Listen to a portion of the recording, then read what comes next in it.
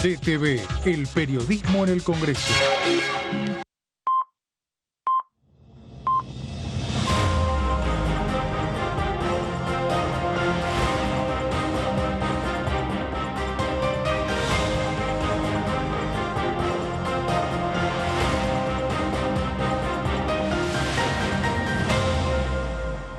Hola, hola, ¿cómo andan? Bienvenidos, bienvenidas. Aquí estamos ya cerrando la jornada del día de hoy, casi terminando la semana también, con varias novedades importantes que tienen que ver con este Congreso de la Nación. Por un lado, ya circula la citación a la sesión especial informativa del jefe de gabinete, esta sesión que no requiere quórum porque es justamente cumplimentar con un artículo de la Constitución que se ejecuta de esta manera, ¿no? Viene el jefe de gabinete aquí y da un informe, antes recibe preguntas de los distintos diputados de los diferentes bloques y va respondiendo Agustín Rossi todo lo que aparece a partir de esa forma de intercambiar entre el Ejecutivo Nacional y el Legislativo. Así que lo vamos a volver a tener ya un Agustín Rossi que es candidato a vicepresidente, precandidato a presidente de la Nación en la lista del Frente de Todos. Todavía no va a estar cerrándose las alianzas, va a pasar al día siguiente y una semana más va a tener aproximadamente para definirse las listas. Pero por ahora ya va a venir con su saco de candidato y también con su traje de ministro en jefe del gabinete. Así que vamos a escuchar lo que tenga para explicar de la situación de la Argentina. Y la otra gran noticia que sucedió en el día de hoy es la publicación en el Boletín Oficial de la reglamentación de la ley que se aprobó aquí hace un par de años atrás para promover la equidad en los medios, una respuesta a demandas históricas del movimiento de mujeres de Argentina, específicamente del movimiento de periodistas de Argentina. Hace muchos años viene reclamando y denunciando esta situación inequitativa entre la representación de los géneros y se ha reglamentado. Estuvimos repasando esa ley, el momento en que se votó aquel proyecto de ley, que era otro contexto. Ya lo vamos a ver a partir de algunos videos, eran sesiones mixtas, hubo mucho conflicto ese día para la aprobación del proyecto. También fue el mismo día donde se aprobó la ley de cupo laboral travesti trans. Así que de todo esto vamos a hablar hoy también, haciendo un poco de memoria de qué implica este proyecto de ley que ya hoy quedó finalmente reglamentado, o sea que es una ley vigente, y cómo se va a poder implementar, que es lo más importante. Pero primero voy a saludar aquí a mis dos compañeritos de equipo del día de hoy. Después de las fiestas del Día del Periodista, los veo cansados. ¿Repuestos ya o no, Claudio Mardones? No precisamente por muchas fiestas, hay No. que decirlo. Buenas tardes, Amanda Alma. ¿Qué? Mucha información, entonces. Y está pasando de todo, aparte. De todo, sí. Sí, la verdad que sí. Las Está pasando de todo. alianzas. Y eso impacta además en que la agenda parlamentaria empiece a cambiar y a amainar o a acelerarse. Y hace volantazos, ¿no? También, Antonio Ricovene. Así es, Amanda, ¿cómo va? ¿Cómo estás? Esperando también lo que va a ser la sesión del próximo martes, cuando ya van a faltar un solo día para el cierre de listas. Va a estar acá Agustín Rossi, lanzado, precandidato a presidente.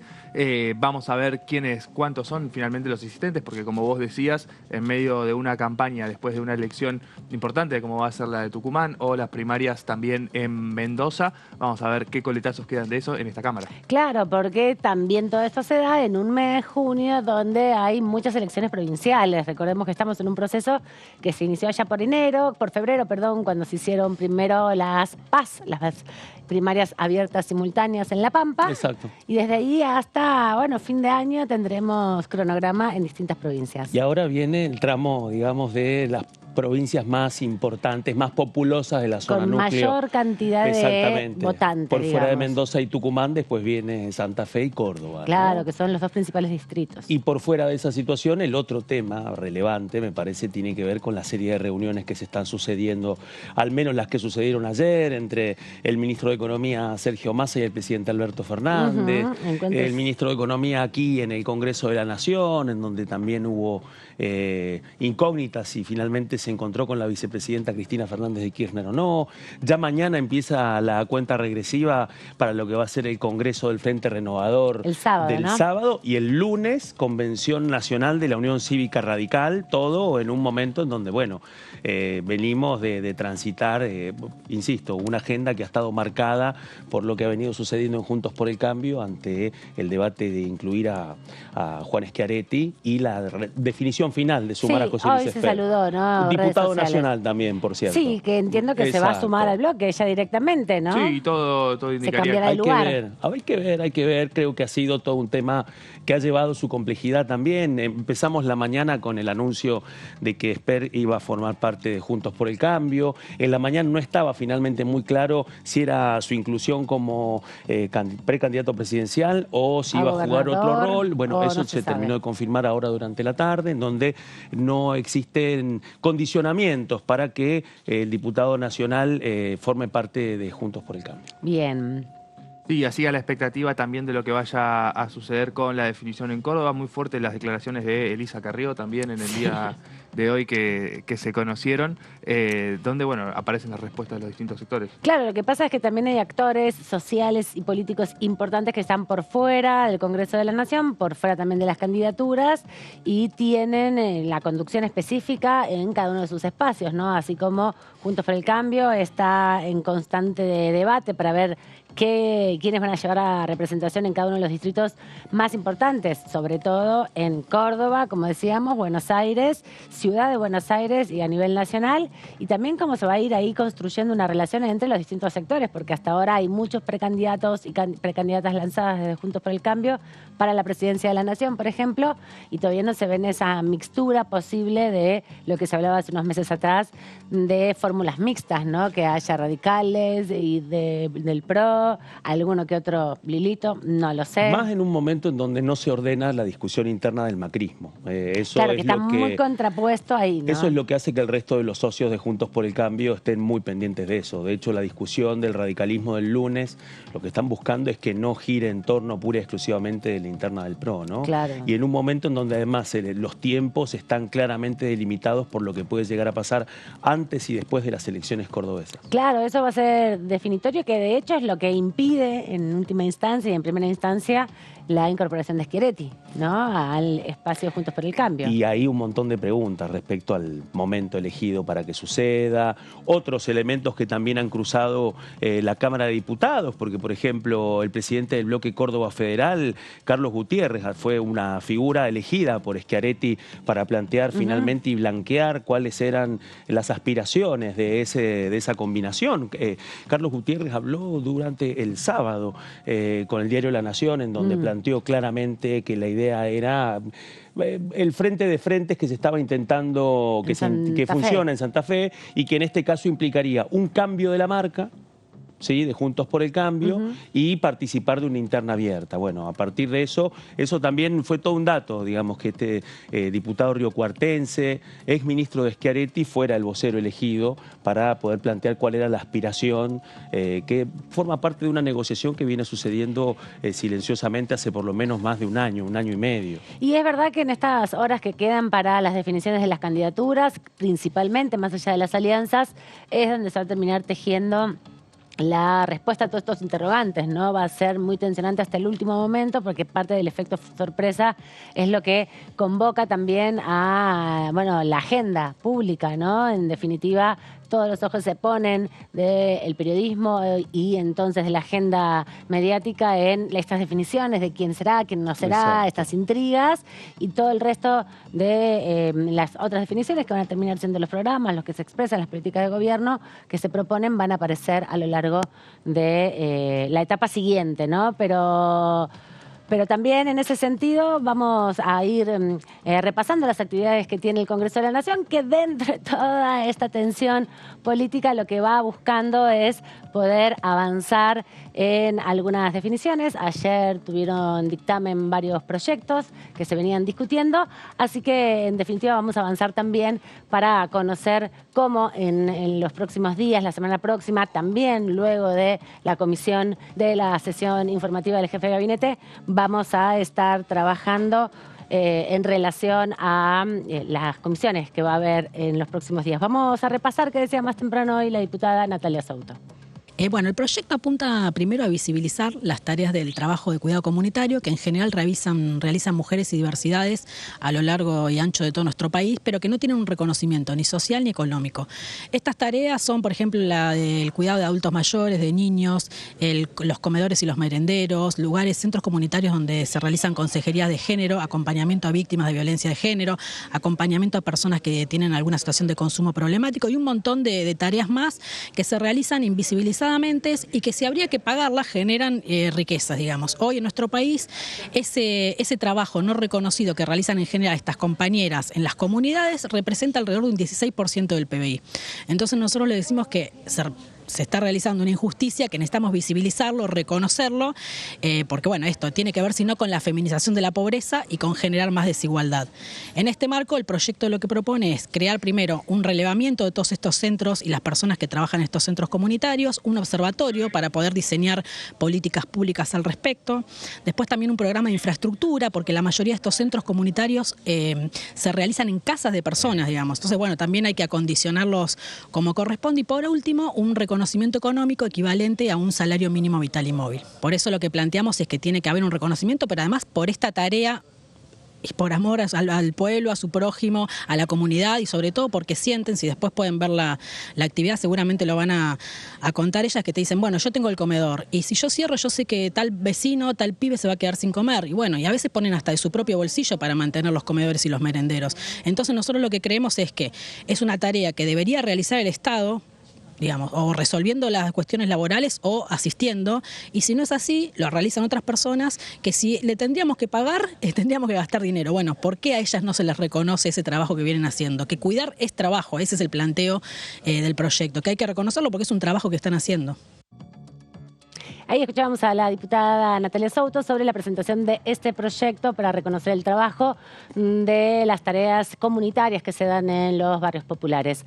Una de las actividades que sigue y persiste en la Cámara de Diputados es el juicio político en la comisión que lleva adelante la diputada Carolina Aguilar en el proceso contra los 4 miembros de la Corte Suprema de Justicia. Y hubo una novedad muy importante esta semana con el informe que se presentó al final de la comisión y se solicitó entonces citar de alguna manera o convocar, darle la oportunidad al juez Maqueda que responda a partir de todas las acusaciones que se virtieron en estos últimos 5 encuentros, estas audiencias donde se investigó la obra social del Poder Judicial de la Nación. Uno de los diputados que forma parte de esta comisión es Rodolfo Tailade, lo tenemos aquí con nosotros esta tarde. ¿Cómo estás? Bienvenido. Gracias, ¿cómo andan? Bien, muy bien. Mucha actividad la de la comisión y ahora con esta nueva iniciativa que fue hacer como un resumen de lo que habían planteado todos estos encuentros y citar a Maqueda para ver si quería decir o responder. Sí, fueron más de 2 meses, creo, de obra social, en donde tuvimos 6 audiencias, decenas de testigos y miles de hojas de documentación. Documentación, la mayor parte elaborada a partir de una auditoría que ordenó la propia Corte Suprema, que estableció innumerables irregularidades. Bueno, básicamente el documento central era la auditoría y a partir de ahí hicimos un trabajo que para ratificar lo que decía ese informe y para agregarle algunas, por ejemplo, el costado humano de esto, ¿no? Sí. Porque uno habla, sí, no hay sistema contable, no hay stock de medicamentos, no te autorizan, pero detrás de toda esa irregularidad hay familias que sufren, gente que se muere, como ha pasado, hemos tomado testimonio a la jueza Fons, cuyo marido falleció en plena pandemia, abandonado por la obra. Declaró otra jueza, la doctora Carlomagno, que si bien era un tema mucho menos trágico, era un problema de salud de ella que tampoco era menor y también se sintió abandonada. Digo, jueces, imagínate una ordenanza que no tiene ninguna posibilidad de llegar a Maqueda, porque entre otras cosas lo que demostramos fue que si vos no hablabas con Maqueda, no resolvían la cuestión. Claro, que la única forma de que se resuelva el tema era así. Sobre todo con temas, digamos, más complejos y demás. Las autorizaciones para tratamientos por ahí un poco más delicados y el personal, bueno. Así que el martes pasado Vanessa Sile hizo el cierre de estos estos 6 encuentros y bueno, y fundamentó muy bien lo que nosotros buscamos, que es que se notifique a Maqueda de los resultados de las conclusiones de esta investigación, es decir, que vea la prueba, vea los distintos elementos que se han incorporado y haga una presentación. Si Claro. quiere venir personalmente, obviamente que eso sería lo ideal, que venga personalmente y que exponga, pero también lo puede hacer por escrito, ¿no? Una suerte de descargo frente a esta cantidad de información que hemos acumulado. ¿Y les parece que es este el momento que venga porque se recabó toda esta información Exacto. y hay muchos señalamientos? Porque con Bueno. 2x1 no hicieron lo mismo, digamos. Con Con en 2x1. 2x1 no hicimos lo mismo porque tenemos todavía algunas cosas pendientes. Ah, bien, no terminamos. Acá, digamos, tampoco es que, por ejemplo, algunos testimonios que estaban propuestos tampoco los tomamos, pero no descartamos que por ahí eventualmente en alguna audiencia residual lo podamos hacer. Pero en 2x1 faltaron algunos testimonios, así que... pero también, desde mi punto de vista, está para hacer una notificación Bien. en este caso, a Rosati y a Rosenkrantz, que son los responsables de ese fallo. Pero en principio arrancamos con obra social, que es, entre otras cosas, no solamente porque hay innumerable cantidad de evidencias que dan cuenta de la responsabilidad de Maqueda en esto, sino fundamentalmente porque nosotros vimos que a la sociedad le entraba este Sí, tema. le impactó, y porque es algo muy cotidiano. Exacto, todos entienden lo que es un trámite en la obra social, todos han tenido Y además todos alguna... esperamos que esa funcione más o menos bien, ¿no? Porque son Bueno, sueldos es la obra social importantes. de los trabajadores más ricos del país. Exacto. Son 100.000 afiliados con los mejores sueldos. Pero vos fíjate, tiene 80.000 millones de pesos en un plazo fijo.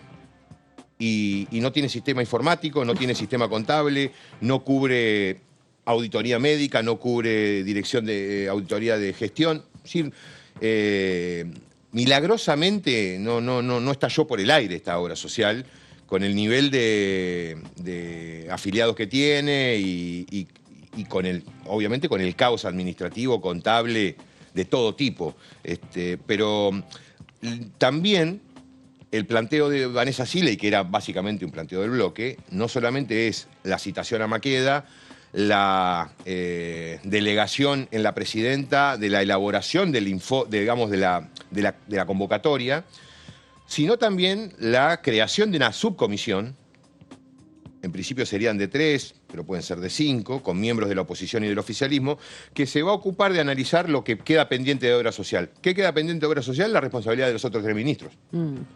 Que no se pueden hacer otras tampoco etapas. los distraídos. No se pueden hacer los distraídos. Está muy claro que el responsable, el supervisor, era Juan Carlos Maqueda, por lo menos de 2008 a 2021. A partir de 2021 hay otra dirección en la obra y con más participación de la Corte, pero los problemas subsistieron, es decir, no se corrigió absolutamente nada de lo que la auditoría señaló. Entonces, me parece que también hay que evaluar responsabilidades de los otros ministros, pero lo que sí estaba absolutamente claro era lo de Maqueda. Es decir, hoy no hay nadie en el Poder Judicial que no sepa que Maqueda era el que manejaba la obra social, que había que hablar con Maqueda para resolver o destrabar temas. Y bueno, todo eso generó esta cantidad de información que, bueno, esperemos a ver si va a venir este hombre. Debería, ¿no? Con la responsabilidad institucional que tiene. Y la división de poderes, ¿no? Y darle explicaciones. Te puede no gustar la cara mía o la de Moró o la de los miembros, pero somos representantes genuinos del pueblo. Tienen que darle explicaciones a ellos. Y bueno, recién hablaba, diputado, respecto de la responsabilidad de los otros miembros del tribunal, por lo menos haciendo un periodo histórico de 2008 a 2021, el que más tiempo compartió con Maqueda fue Lorenzetti, Exacto. que fue el presidente de la Corte que lo designó. También uno empieza a ver cómo los distintos actores que fueron trabajando en la construcción de todas las pruebas que se fueron realizando, uno ve cómo Lorenzetti de algún modo jugó en esto con la participación de Héctor Marchi, básicamente. ¿Cómo piensa que Lorenzetti está siguiendo este juego? ¿Tiene este juicio político, perdón?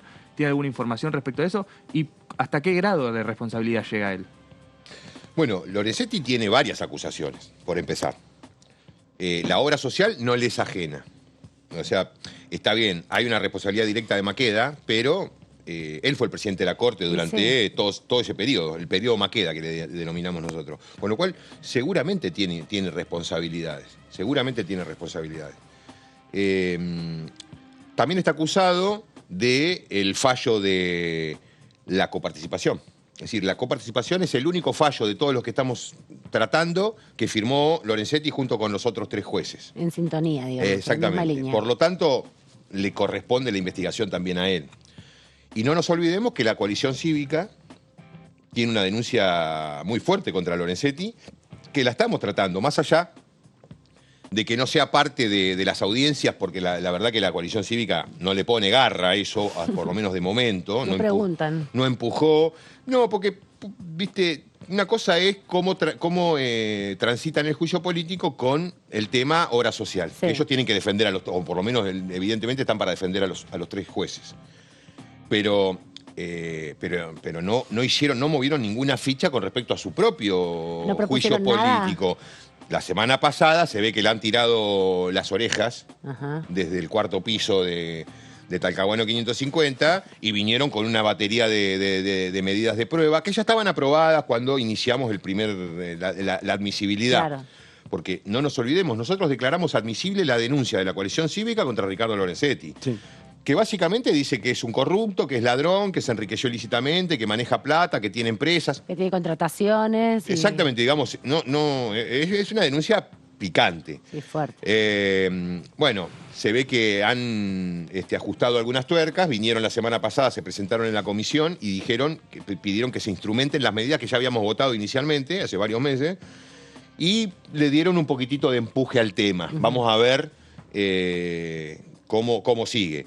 ¿Cómo ha jugado Lorenzetti? Mirá, la verdad que ahí hay una fractura expuesta en la Corte, definitiva, una guerra total, es a matar o morir, entre los 3, Rosati, Rosencrantz y Maqueda, contra Lorenzetti. Por lo tanto, por supuesto que ha jugado alguna ficha. Todos sabemos que Héctor Marchi es un hombre de Ricardo Lorenzetti desde toda la vida. Lo dijo él un poco también. Él también medio lo dijo. Sí, por supuesto. Vino a buscar llegó a la corte de la mano de Lorenzetti. Sí. Y los que tenemos más o menos algún conocimiento del tema o de estos asuntos, lo conocemos a Marchi, digamos, hace muchos años. Sí, que estuvo ahí Marchi y mucho. Lorenzetti hicieron mucho daño a nuestro gobierno. O sea, tampoco es, viste, que yo me olvido de las cosas, pero la presencia de Marchi fue sin dudas un testimonio central en todo esto. Central, no solo porque fue el que hizo la auditoría, el que llevó adelante la auditoría junto con otros profesionales, puestos también por Rosati, es decir, no es que la hizo solamente Marchi bajo la supervisión de Lorenzetti, no. Por lo tanto, es un testimonio clave el de Marchi. Mucha información, demasiada información en una persona. Bueno, termina y cuando esa estructura está podrida, bueno, una persona como Marchi, me hace acordar a las películas del soplón mafioso, sí, ¿viste? Que se termina doblando para salvarse él. No quiero comparar acá en este caso a un soplón mafioso con Marchi. Digo que evidentemente si no se hubiese generado esa fractura, no sé si lo teníamos a Marchi declarando, claro, no, o por lo menos en esos términos. Claro, o por ahí apelaba mucho el artículo 18. Claro, también. ¿Y ahí cómo queda el trabajo que hacen para que el juicio político que están llevando adelante no sea un campo de batalla entre la guerra que tiene la Corte?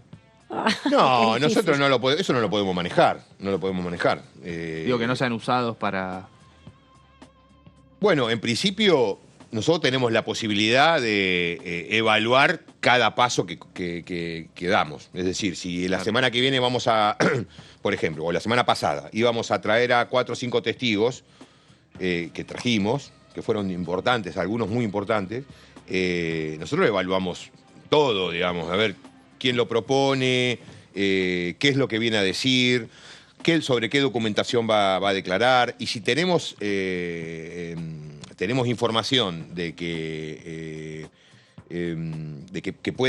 pueda ser usada en el juicio político, la tratamos con mucha prudencia, digamos. O sea, si la metemos en el juicio es porque tenemos la certeza de que es información fidedigna, claro, que responde efectivamente a algo que ocurrió en la realidad, que son documentos que no son adulterados, es decir, muy, muy delicado el tema como para... Se cuidan de las operaciones. Exacto. Y estoy seguro que claramente debe haber operaciones, digamos, ¿no? El grupo de los 3 jueces de la Corte tiene un operador mediático muy bueno, que es Silvio Robles, digamos. Es un tipo una persona de mucha experiencia en esto y sabe manejarse en esos esos lugares. Entonces, hay operaciones todo el tiempo y también hay operaciones que nosotros tenemos que sortear, como si nos venden pescado podrido respecto de una u otra cosa, ¿no? Pero bueno, por ahora hemos sorteado Bueno, esas que la cosas. documentación es la propia documentación. No, la de documentación Corte. es absolutamente... ¿Y se encontraron ellos con algo mismos. que hayan visto un pescado podrido o algo muy trucho que les hayan querido colar? No. No, algún testigo que queríamos que venga y después... Pero no, la verdad que no. Si lo intentaron... Le salió bien. No le salió bien. No le salió bien. Lo nuevo en este caso específicamente de la obra social es que han quedado al desnudo algunas cosas que no se conocían en su gran mayoría. Ahora, ustedes recibieron críticas en la última reunión de la Comisión de Juicio Político de la oposición, especialmente por presentar a último momento Sí. el pedido respecto a Maqueda, ¿no? Sabiendo ya de antemano que la oposición se va a negar, digamos, a respaldar Así estas es. medidas. Y también planteando que aparte en la cancha el oficialismo tiene mayoría como para poder avanzar con estas medidas. ¿Cuáles son las implicancias de lo que puede llegar a pasar con Maqueda? ¿Es un descargo? ¿Es una indagatoria? No, algunos Sí, dicen que puede bueno, ser tomada como tal. Sí, es bastante particular el tratamiento que le da el reglamento de la Comisión de Juicio Político a esta declaración. En realidad, en el momento en que el reglamento dice hacer uso de su derecho de defensa, es en el Senado frente a la acusación formal o el inicio del juicio político. Lo que plantea el reglamento que pasa en esta instancia en la que estamos con Maqueda es una suerte de informe. Pero la verdad que se lo puede asimilar a una suerte de descargo de Maqueda frente a que se lo pone en conocimiento de una serie de elementos de prueba, de conclusiones que hemos llegado y de hecho va a estar notificado en esos términos. Es decir, la presidenta la semana que viene, no sé si no creo que el martes me parece que cierran las alianzas. El miércoles. Sí, El martes miércoles. viene están todos, Rossi, el segura, están miércoles todos cierran las corriendo. alianzas. Yo no sé si pasamos al jueves o directamente a la otra semana, pero vamos a volver a votar lo que le pedimos a la presidenta que haga. Bien. Es decir, nosotros votamos citar a Maqueda, darle un cierre a la investigación de obra social y votamos encomendar a la presidenta que haga un trabajo que repase pruebas, repase hechos, conclusiones, atribuciones de responsabilidad y lo notifica a Maqueda en esos términos para que Maqueda haga lo que... ¿Y traslado? O sea, tiene acceso Exacto, a todo va a ir también, eso, ¿no? esa notificación a Maqueda va a ir con todo ese material. Claro. Que la verdad que el trabajo que está haciendo Carolina y su equipo es brillante, es agotador, realmente es una cantidad infernal de información, así que tienen un método de trabajo muy bueno, así que seguramente va a estar para la semana que viene eso. Bueno, y a partir de ahí veremos si viene, si no viene. Pero ese es un poco la naturaleza de la Que aporte convocatoria. información, Una sería. suerte de informativa, venir, Bien. porque de hecho puede no venir, puede ni siquiera dejar ninguna presentación por Claro. escrito, puede Claro, hacer... no es que tiene la en eso por ahí- obligación de hacerlo, claro, sino eso, que es por una eso oportunidad se asimila posible. como a una declaración de un imputado, digamos, porque puede o no Claro. declarar. Y ahí en ese sentido la otra gran pregunta es ¿cuándo va a ser el momento, en la medida que avance el trabajo de la Comisión de Juicio Político, para que hagan su descargo los otros miembros del máximo tribunal, también Maqueda, porque en este caso no sería eso? ¿Cómo están pensando Bueno. eso? Porque eso tiene que ver con esto también, corríjame, Sí. que es el traslado, o sea, que tengan acceso a la documentación de los elementos probatorios que tienen en su contra para que puedan ejercer el derecho de Sí. defensa. Eso estuvo desde siempre. Es decir, desde el primer minuto que nosotros empezamos a trabajar, pusimos en conocimiento de la Corte que arrancábamos con este proceso, que estaban absolutamente facultados para venir a la comisión, a la secretaría, a mirar todo. De hecho, pueden venir a presenciar las audiencias y no hay ninguna limitación. No lo hicieron porque tienen sus defensores en el recinto, digamos, ¿no? Oliveto Claro. y sobre todo Juan Manuel López. Son los que controlan el procedimiento, de hecho son los únicos diputados que van. Por eso nuestras votaciones, porque ellos hablan de que tenemos una mayoría ajustada, ¿no es cierto? Sí, la comisión son 31 miembros, somos 16 y ellos son 15, o ellos son 14 más Topo Rodríguez, Alejandro que no va. Rodríguez, que no va. No, fue solo... Pero el las primer día. votaciones salen 16-2, 16-3. Entonces, pero en definitiva va a pasar por ahí. Lo que sí me parece muy importante tener claro es que no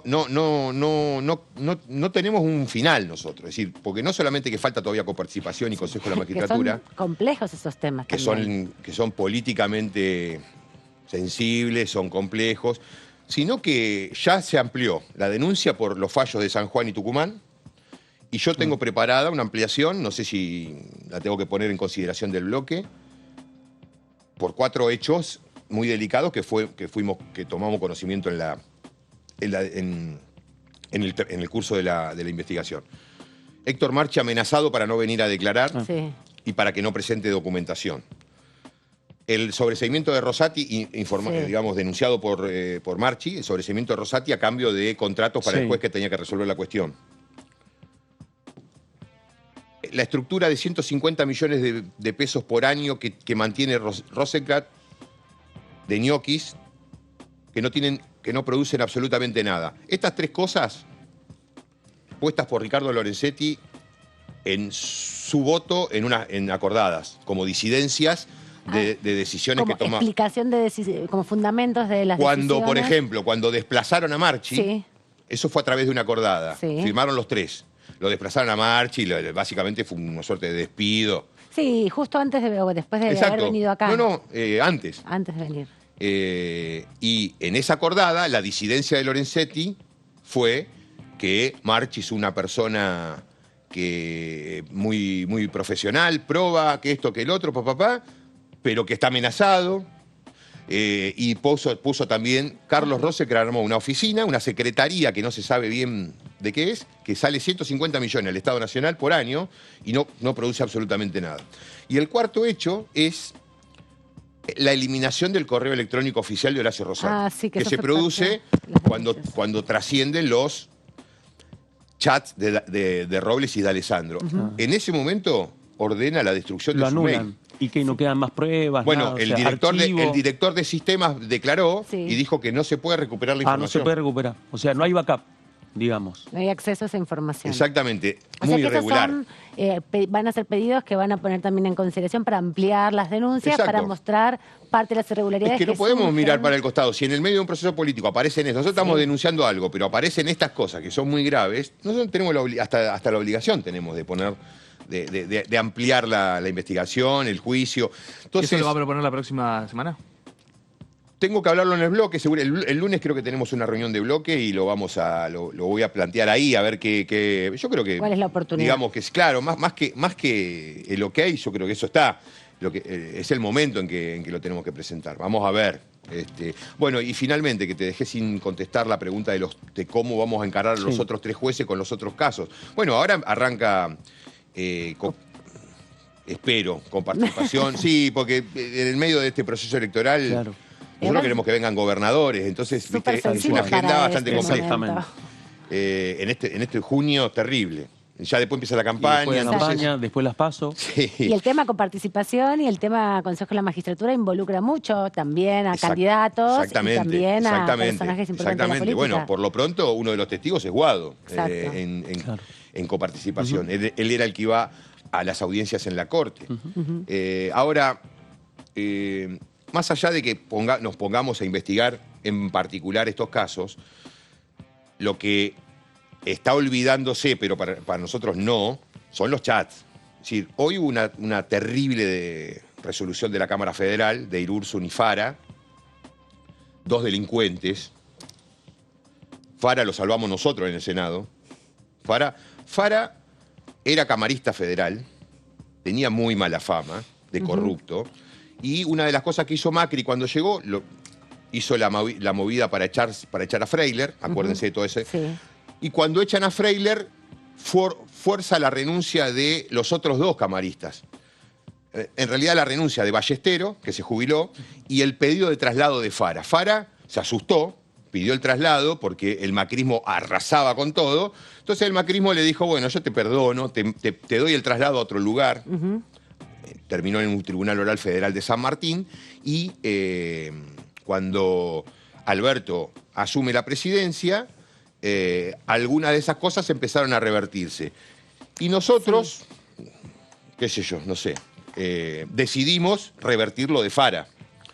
Revisaron varios de los movimientos que se habían hecho en el Claro, Fara Justicia. terminó de vuelta en el Senado explicando cómo había sido su desplazamiento y el Senado lo vuelve a poner en el lugar De camarista. para el cual tenía acuerdo, digamos, en su momento, hace Había muchos sido años. nombrado en su Exacto. momento.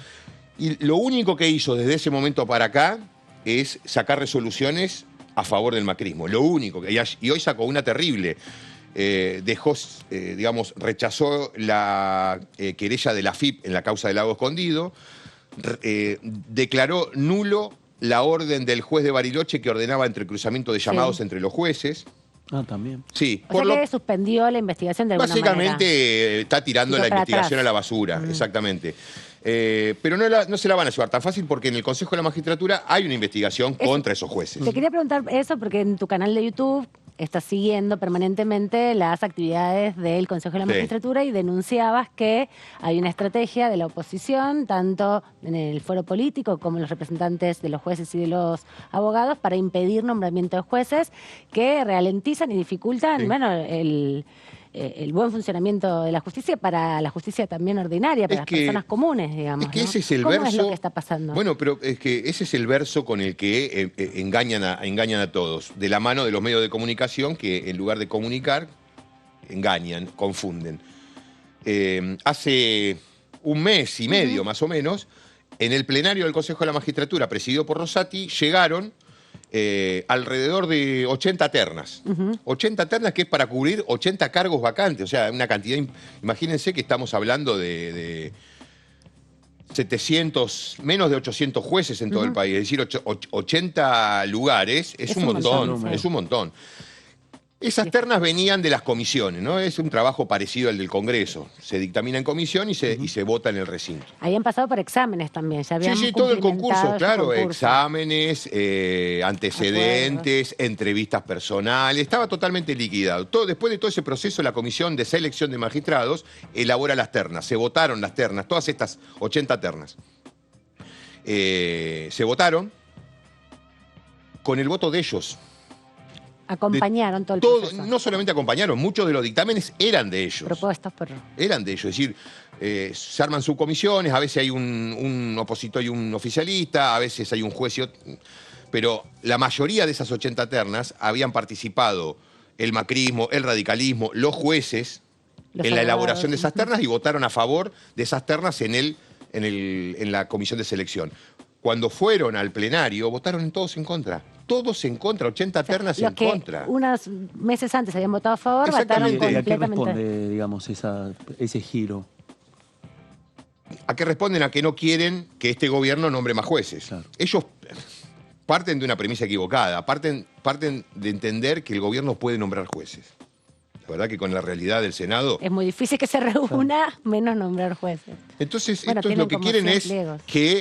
que Alberto no tenga ternas para mandar, lugares para ocupar. ¿Lo lee como un mensaje hacia adentro del Poder Judicial también? Es que es muy difícil leerlo en ese sentido, porque desde adentro del Poder Judicial lo que le piden es que saquen esas 80 Claro, ternas. claro. Es decir, 80 ternas son 8 por 3, 24, 240 posibles Jueces fiscales y votantes defensores. en su interna. Claro. Eso es lo único que le importa a estos muchachos. Claro. Es lo único que le importa a estos muchachos. La Es una interna. especulación Exacto. política. Yo te pongo a vos en la terna porque vos Claro. sos votante mío y vos podés traer otro voto. En eso están. Poroteo, un En poroteo, el poroteo. digamos. Están en la chiquita los jueces. Ahora- Y Rosati lo permite, porque de hecho votó en contra de la mayoría el otro día también. Entonces, Él es el ahí hay presidente del Consejo, hay Es que el ponerlo presidente en y vino a esto, además. Supuestamente la resolución tenía como objeto, más allá de reparar el desequilibrio de los estamentos, destrabar el funcionamiento del Consejo, porque llegaba Rosati, la Corte. Estamos mucho peor que antes, y no solo peor, votan en contra de cosas que antes habían votado a favor. ¿Sí?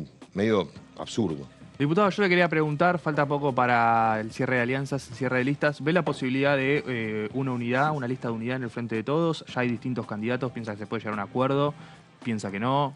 ¿Qué debería pasar? Sí, yo creo que, digamos, tengo esperanzas, tengo expectativas, no sé lo que va a pasar, pero sí tengo expectativas de que podamos acordar una lista. Estoy de acuerdo con lo que plantean los gobernadores, con lo que plantea Massa. Guado también ha planteado la necesidad de evitar cualquier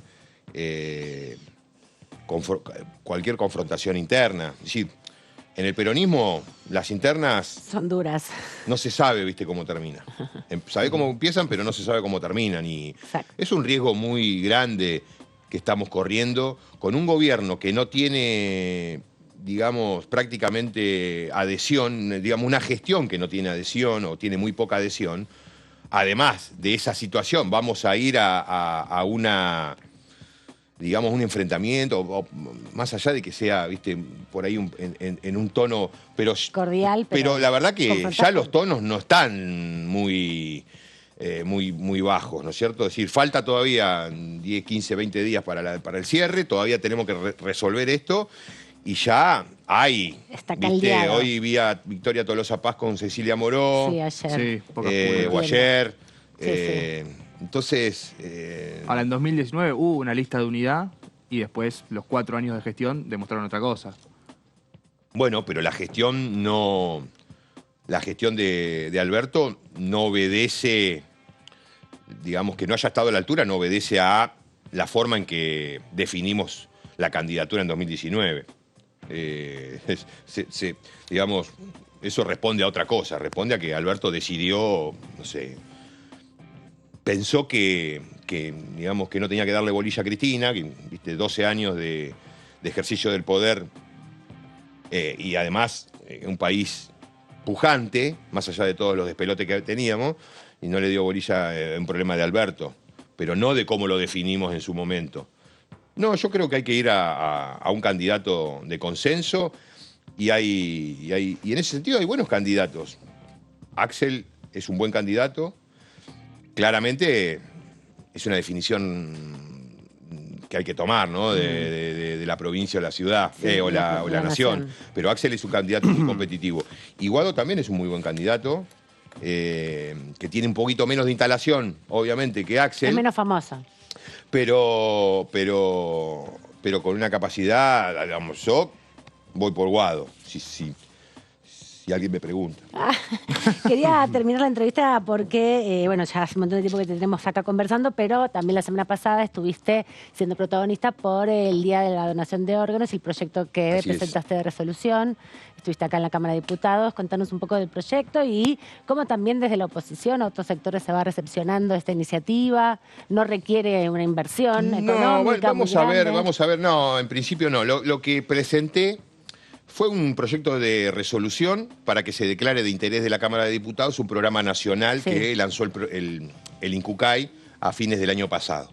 ¿En qué consiste el programa? El programa se llama Procurar y consiste en que en apuntar a que todos los hospitales del país, Sí. manejados por provincias, por la nación o por municipios, Sí. que tengan determinadas características. No cualquier hospital, tiene que ser un hospital con una serie de pautas que pone el INCUCAI, ¿no? Bueno, esos hospitales, para que todos esos, igual son muchos en todo el país, tengan un servicio de procuración de órganos y tejidos. ¿Qué significa, para que la gente entienda, servicio de procuración de órganos y tejidos? Básicamente una oficina en cada hospital de esos, con 1, 2 o 3 personas, un médico, un administrativo, no mucho más, que esté dedicado pura y exclusivamente a detectar la posibilidad de donantes en ese establecimiento. Es decir, tiene que patear de punta a punta todo el día el hospital, estando atento a ver si... Registrando todo. Exactamente, entra posibles. una emergencia de un accidente, entre una persona con muerte cerebral, Sí. es decir, las situaciones que después terminan originando un proceso de donación. Alguien que se ocupa de ese pi- registro. Exactamente, digamos. que se ocupe en el hospital, porque Sí. tenemos un problema en Argentina. Hoy, a partir de la ley Justina, Sí. todos somos donantes, Sí. salvo que expresamente nosotros manifestemos que no queremos ser donantes. Ujú, eso fue paradigmático. Entonces, deberían sobrar órganos. Si bien no todos los fallecidos están en condiciones de donar. Esto es otro tema. De cada 1.000 muertos, de cada 1.000 fallecidos, 4 Wow. solamente pueden proporción estar muy en pequeña. Claro, porque viste, una muerte tiene que ser un fallecimiento por un accidente cerebrovascular o un accidente de tránsito con muerte cerebral. digamos, no es cualquier persona fallecida. Por eso el animal de Milei, cuando dice este sistema no anda porque mueren 300.000 personas por año en Argentina y hay 7.000 en lista de espera, algo no anda. No, lo que no anda es la cabeza de él, por lo menos en materia de trasplante. Entonces, lo que hay que ir es buscar los órganos. Los órganos están porque todos somos donantes hoy. Lo que hay que hacer es buscar esos órganos y se pierden en los hospitales porque... Por varias cosas. Por ejemplo, ayer, el día que presenté, que vino Kreplak, me dijo, nos tiró un dato... Sí, espeluznante. Sí, te diría que espeluznante. Sí. El 75% de los órganos donados surgen de los hospitales públicos. Sí. El 25% de las clínicas y sanatorios privados. El 25, nada más. El 25%. Es decir, que no laburan para buscar órganos. ¿Y por qué no laburan? Porque es costoso, porque no tienen ganas de estar esperando que el Incucay venga en un avión 15 horas y mientras tanto el quirófano o la terapia intensiva la tienen que mantener igual, no pueden Exacto. poner otra Claro. persona. Es decir, un montón de situaciones. costos. Que no, Sí, y de la dinámica también de la medicina privada, que exactamente, es más por supuesto, mecánica, por ¿no? Que supuesto, no por tiene supuesto, tanto el lucro como, Exacto, como matriz. como guía, exacto. Entonces, la idea es que en clínicas privadas y en hospitales públicos que tengan complejidad, que tengan una cierta dimensión. Creo que, por ejemplo, una de las pautas es que se produzcan al menos 500 fallecimientos por año en el hospital. Claro. Es decir, no cualquier lugar. Claro, claro. Por eso no es una locura pensar que todas las provincias podrían incorporar servicios de procuración de órganos y tejidos en los hospitales. Digamos que no es un presupuesto fue exorbitante, pero yo entiendo, digamos, que tampoco es algo menor para las provincias. El programa ya está El programa está diseñado, lanzado, está presentado. No, de hecho, Hay ya que ejecutarlo, digamos. hay digamos, algunas provincias o establecimientos que se han adherido. Kreplak nos dijo el otro día que la provincia de Buenos Aires tiene 6 hospitales en esas condiciones. Y además le dijo, 75%, vos fíjate cómo es el mundo capitalista. 75% de los órganos donados surgen de los hospitales públicos. Y los trasplantes, el 75% se hacen en las clínicas privadas y en Claro. sanatorios No, privados. O sea, la plata se la llevan ellos Sí. y no ponen un mango porque No, y además, no te dan ¿quién accede órganos. al órgano? No solo el que tiene la medicina privada, porque Exacto. no accede el que tiene la Exactamente. Y el Estado, ¿por qué hoy ¿por qué el programa no contempla que el Estado Nacional se haga cargo de de los servicios de procuración con los salarios y demás? Una de las preguntas que yo le hice a Carlos Zorati, que es el presidente del Incucay, hace 2 meses o un poquito más, cuando lo fui a ver para contarle que quería avanzar con esto. Y me dijo que el Estado argentino pone una cantidad impresionante de plata en todo esto. Por empezar, por ejemplo, hay 30.000 pacientes en diálisis en Argentina. La diálisis vale, número más, número menos, por paciente por mes, $3.500. Wow. La mitad de los pacientes, más o menos, no tengo el número exacto, pero más o menos la mitad de los pacientes los banca el Estado. Es decir, no tienen obra social, Claro. o tienen la obra social, ¿viste? Subsidiada, Incluir sí. salud, profe, esas obras para gente que no tiene nada. O PAMI, o IOMA, Claro. ¿no? El empleo público. IOMA también. Yo, por ejemplo, una compañera de militancia mía en Malvinas Argentinas, que también se hace diálisis, tiene IOMA, pero no trabaja en la administración Claro. pública. Le dieron IOMA como digamos, una protección. Bien. Entonces, es decir, todo eso lo banca el Estado. Todo eso lo banca el Estado. Y cuando te trasplantás, tenés que estar medicado de por vida. Claro. Porque te inmunosuprimen para siempre. Exactamente. Digamos, no podés agarrarte una Nada. Sí, gripecita mucho porque cuidado. te pone Exacto. en riesgo el órgano. Todo Ese tiempo, ese todo proceso. ese proceso de vida con toda la medicación que es carísima, en esas personas lo banca el Estado. Claro. Es decir, son miles y miles y miles de millones de pesos. Entonces el Estado dijo, bueno, que las provincias hagan su aporte, porque en definitiva la mayoría de estos gastos o inversión que hace el Estado en salud, generalmente es de las provincias. Entonces, claro. la idea es que las provincias tengan su aporte en esto, en el servicio de procuración. Claro, que, Pero, que empiecen a trabajar también en acompañar los procesos de, búsqueda de la información, porque también eso es importante. algo está que todo muy aprendí a lo disperso. largo de estos meses en donde me puse a trabajar con esto, es que en las provincias se habla muy poco de trasplante. El trasplante se habla en Capital, se habla en la provincia de Buenos Aires, Es un tema muy poco abordado. pero Mirá. yo porque me contacto con gente que está en diálisis Sí, claro, de del distintos país, lugares ¿no? del país, Y que queda totalmente no le invisibilizado. hablan de trasplante. No le hablan de trasplante. digamos, no les ofrecen esa alternativa. Exacto. ¿Por qué? Bueno, Está concentrado en el- primer lugar, yo diría la primera razón, porque es un negocio infernal esto. Claro. Es un negocio infernal que está en manos de pocas empresas, son todas multinacionales. Hay una alemana que es la más importante. Y el negocio de ellos es que estemos años y años en diálisis. No, por ejemplo, el sistema ideal al que nosotros deberíamos apuntar es el español, A ver. considerado el mejor sistema del mundo en materia de trasplantes. Los pacientes renales en diálisis tienen un promedio de 2 años en diálisis. Claro. Con 2 años ya 2 salen, años. en 2 años ya salen. Trasplantado. Hay, por ejemplo, un instituto que es importante en España y que nosotros lo queremos, por lo menos, evaluar acá, analizar. Yo se lo planteé el otro día a Sorati. No es tradición argentina, pero en algún momento algo vamos a tener que hacer para dar un poquito una vuelta de tuerca a esto, que es el buen samaritano, se llama en España, que es vos sos amiga mía y Qué no sos bueno. pariente, pero me Compatible. querés donar un órgano porque Bien. somos compatibles. Como lo Y que está pasó- previsto. Como lo que pasó, bueno, con Sandra Mianovich en esa Bueno, discusión. ese es, por la barra no es familiar. el mismo, pero eso, Sandra Mianovich y Le Jorge doy- Lanata sí. son los dos casos Sí. que responden a un instituto que sí tiene la ley argentina y que no está suficientemente difundido y que es el otro objetivo que nosotros queremos, que es que conozca todo el pueblo argentino, que conozca el registro de donación cruzada, se Sí. llama así. Te tenés que anotar. ¿Quién se anota? Se anotan los parientes de alguien que está esperando un órgano, pero que no son compatibles con su pariente. Ajá. Entonces, aparece, por ejemplo, el caso de Lanata fue, Jorge Lanata recibe el órgano de la mamá de un chico que recibió el órgano de la esposa de Lanata. Claro. Ahí está el cruce. Se hicieron, y el buen samaritano en Argentina no está contemplado, el registro cruzado sí, pero hay poca información, Sí, sí. no se conoce. Y de hecho, yo, que soy, que soy paciente, que debería tener información, siempre pensé que lo de la lata Sí. era La excepcionalidad. corrupción, curro, alguna cosa, Oh, sí. pero no. Era todo legal. Todo legal, pero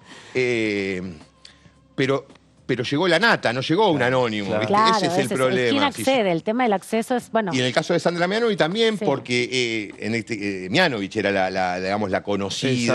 claro. Era la hija entonces, de la pareja. Hay un montón de cosas para... Yo estoy totalmente a favor del sistema argentino, me parece que es un sistema virtuoso. Por supuesto que es mejorable, es perfectible, tenemos que apuntar por ejemplo, a parecernos a España. Yo tengo colegas o compañeros de diálisis que hace 20 años que están en diálisis. Entonces, pasaron, por ejemplo, uno pasó por 10 operativos de trasplante y nunca llegó. Claro.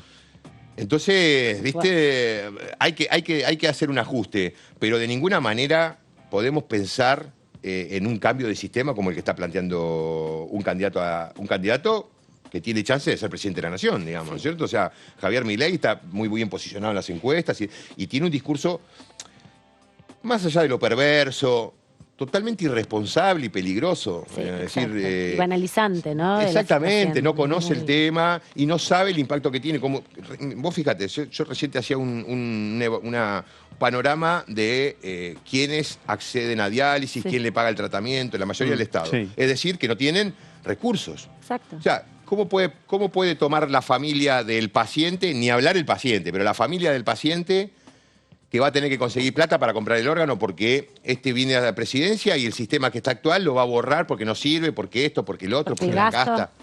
Entonces, genera una consternación en la familia. Sí, ya que las expectativas son muy difíciles en Claro, este contexto, exactamente, genera mucho más exactamente. angustia. la Entonces, verdad. eso fue en definitiva, ¿Y me recibiste parece... alguna respuesta porque es un proyecto de ley de otros sectores para acompañar? No, todavía no, porque hagámoslo. pero yo creo que lo van a acompañar. Yo creo que lo van a acompañar porque la ley Justina la acompañamos Sí, todo. obvio. Cuando normalicemos un poco el funcionamiento de la Cámara. Le voy a pedir a Mónica Fein, que la presidenta de la comisión, Que lo ponga que me convoque y que lo dictaminemos rápido, porque la verdad que nadie podría estar en contra de esto. De hecho, quiero ver, hay que ver si, vos fijate, el caso de cardiopatías congénitas. Sí, que se aprobó hace unos meses. Exactamente. Pero ¿cómo arrancó cardiopatías congénitas? Como un programa nacional. Sí. Con el macrismo lo pisoteó, lo destruyó. Entonces, para darle un estatus distinto, es decir, de programa, que venga alguien que lo saque, que yo, le dieron carácter de ley. El programa aquel que había lanzado Goyán en su momento, hoy es ley. Bueno, y yo estoy pensando también que esto debería ser ley. Por ahora vamos a militar la adhesión de hospitales, de provincias, de municipios. Que ya es un montón y que vos también puedas difundirlo, es un montón, por esto que decías. No, por lo pronto ya tuvo un montón, tuvo mucha repercusión, por suerte tuvo mucha repercusión. Y bueno, la idea mía también es que forme parte de la campaña electoral, digamos, ¿no? Que por lo menos la gente sepa que hay un sector que en estos temas, qué sé yo, por lo menos plantea algo serio, responsable, que no tiene nada que ver con lo otro, ¿no? Creo que es un tema que me parece merece que esté en campaña. Gracias, Rodolfo, por esta tarde. Gracias a ustedes, chicos. Estuvimos acá teniéndote a hablar de todo, por favor. una tarde Gracias a ustedes. entera, así que nos vamos rápidamente a la pausa y volvemos, que tenemos más información acá en la tercera edición.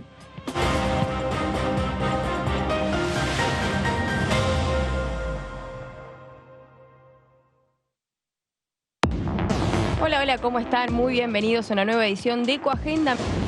En tiempos donde ya no tenemos tiempo, ¿no?, para hacer esa transición energética, dejar de emitir tanto dióxido de carbono y plantear también cómo logramos eliminar los basurales, cómo logramos reciclar cada vez más y utilizar menos plástico. La transición energética es una de las cosas que a nivel mundial se demanda en vías de poder emitir menos gases de efecto invernadero. Hay que tener en cuenta que eso no significa necesariamente que eso se reduce el impacto ambiental a cero, y hay otros problemas que no son exactamente el cambio climático. Ecoagenda, jueves 23 horas.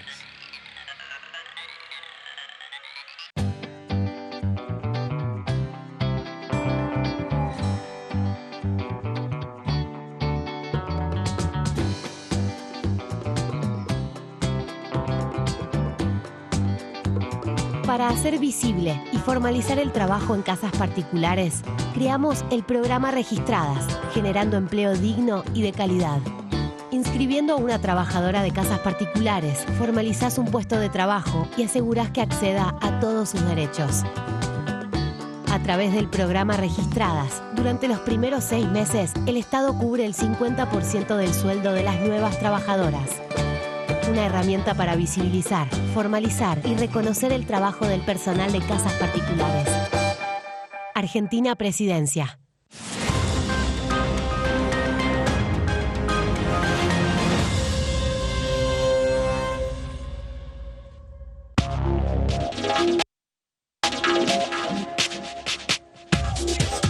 DTV es información, diálogo, análisis.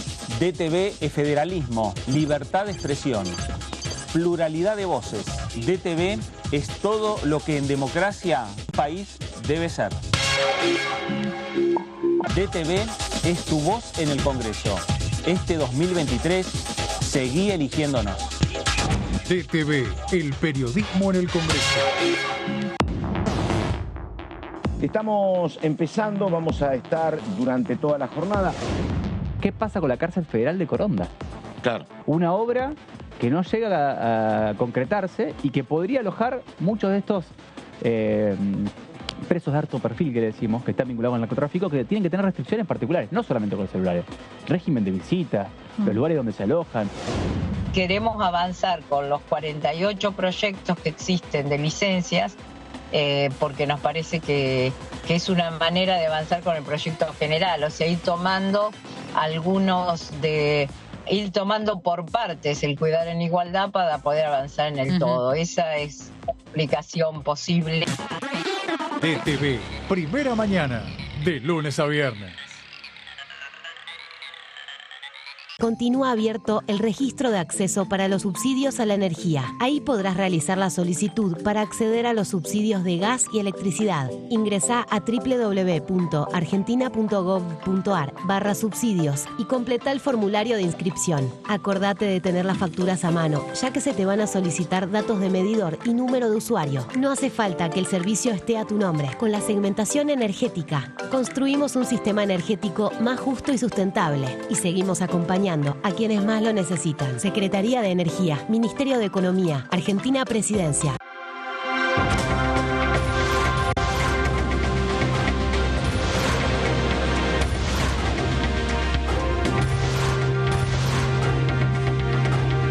Ellos son tu voz en la tercera edición. DTV, el periodismo en el Congreso. Hola, hola, ¿cómo les va? Bienvenidos a DTV Noticias. Poder hacer un cambio en lo que se llama las licencias parentales, teniendo esa mirada, ¿no? No solamente, que es muy importante y quizás lo más importante, de los derechos del niño y por supuesto tener un mejor tiempo y calidad de cuidados en sus primeros meses de vida, sino también en poder incluir, ¿no?, toda la variedad que tiene que ver con la conformación de las familias, ¿no?, a partir, por ejemplo, de la ley de matrimonio igualitario. Nosotros esta ley la tenemos del 2012.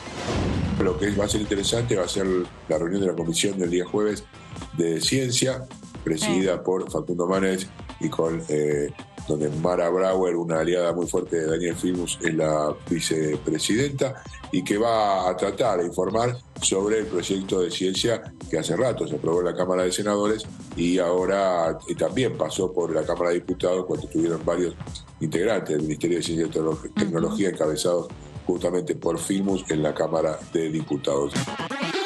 DTV Noticias, de lunes a viernes. Ampliamos las asignaciones familiares. A partir de marzo, igualamos el tope de ingresos para percibir las asignaciones con el piso del impuesto a las ganancias. De este modo, incluimos a 900.000 niños, niñas y adolescentes al sistema de asignaciones, poniendo en valor el trabajo de más de 600.000 familias trabajadoras. Primero la gente. ANSES, Ministerio de Economía, Argentina Presidencia.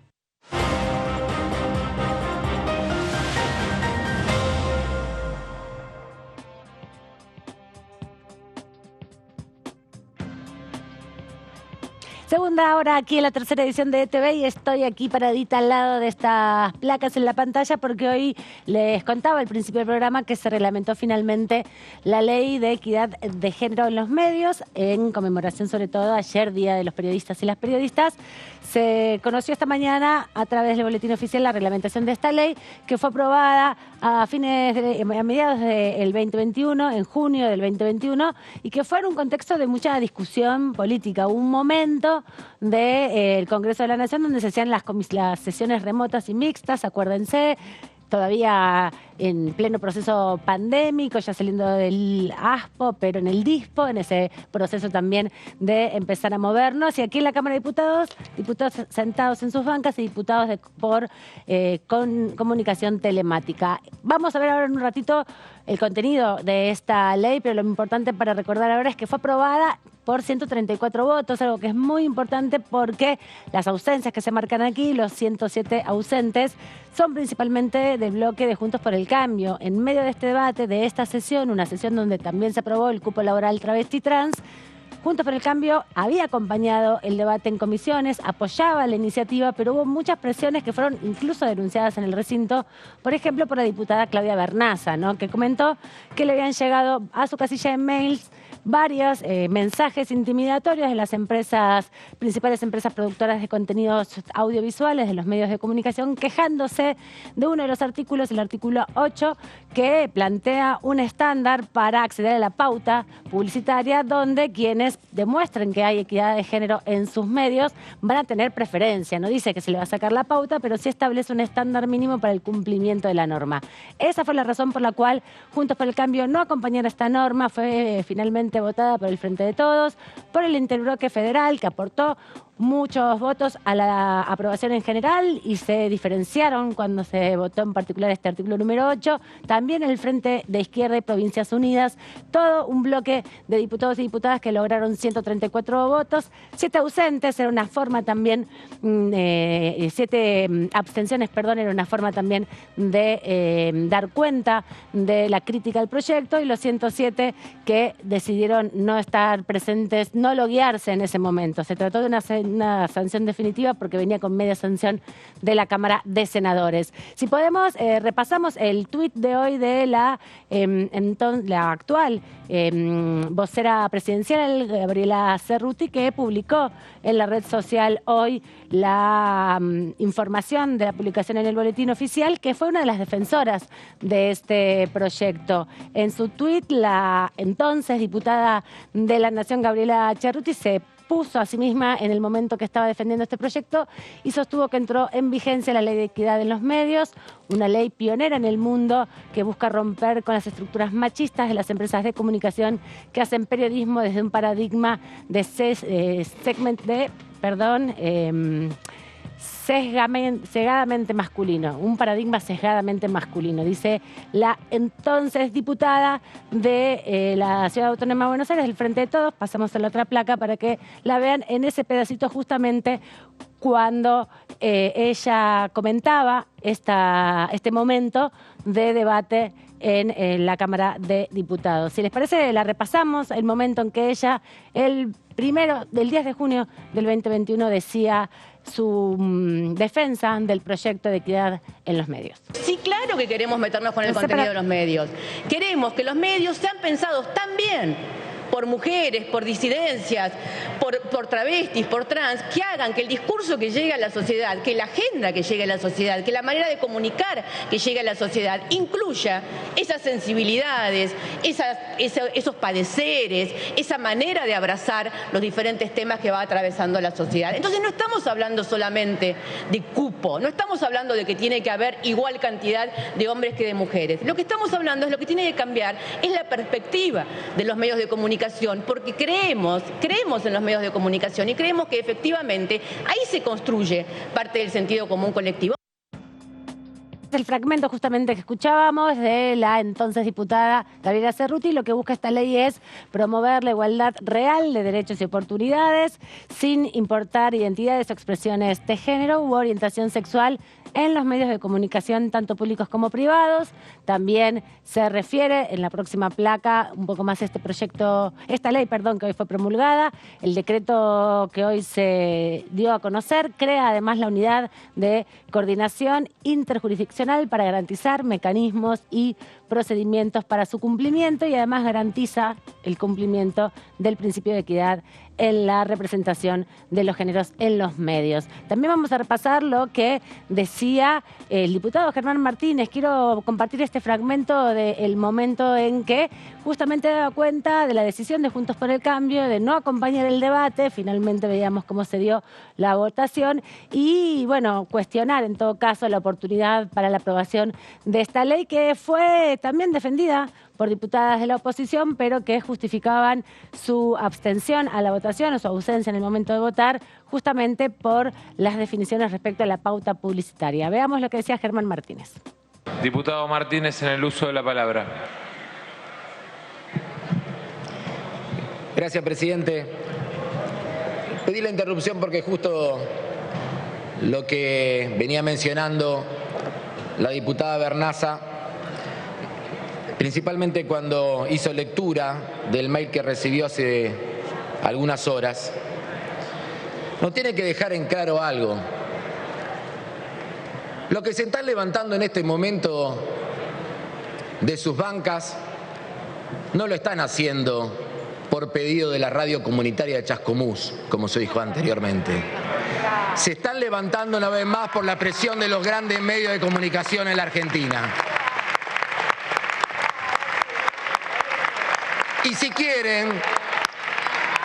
si quieren que hablemos de la radio comunitaria de Chascomús, vamos a hablar de las radios comunitarias. Y vamos a hablar de lo que cuesta sostener los medios de comunicación, principalmente los comunitarios. Para los que no lo saben, Hay una Federación Argentina de Radios Comunitarias, Farco, que estuvo a principio de año conversando con varios de nosotros. Creo que la compañera estuvimos juntos. Pablo no pudo estar por un problema ese día. Y hablábamos de la importancia de que el Congreso pueda también tener una mirada sobre toda esta realidad. Lo que puede sacar del eje económico financiero a una radio comunitaria, a una pequeña radio AM o FM del interior de la Argentina, no es la aplicación de esta norma, presidente.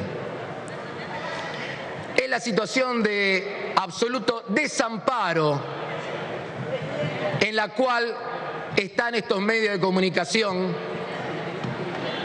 principalmente por las políticas aplicadas entre el año 2016 y 2019. Miren, presidente, sabrán los diputados y diputadas que se están levantando de sus bancas lo que cuesta sostener un medio de comunicación chico en la Argentina.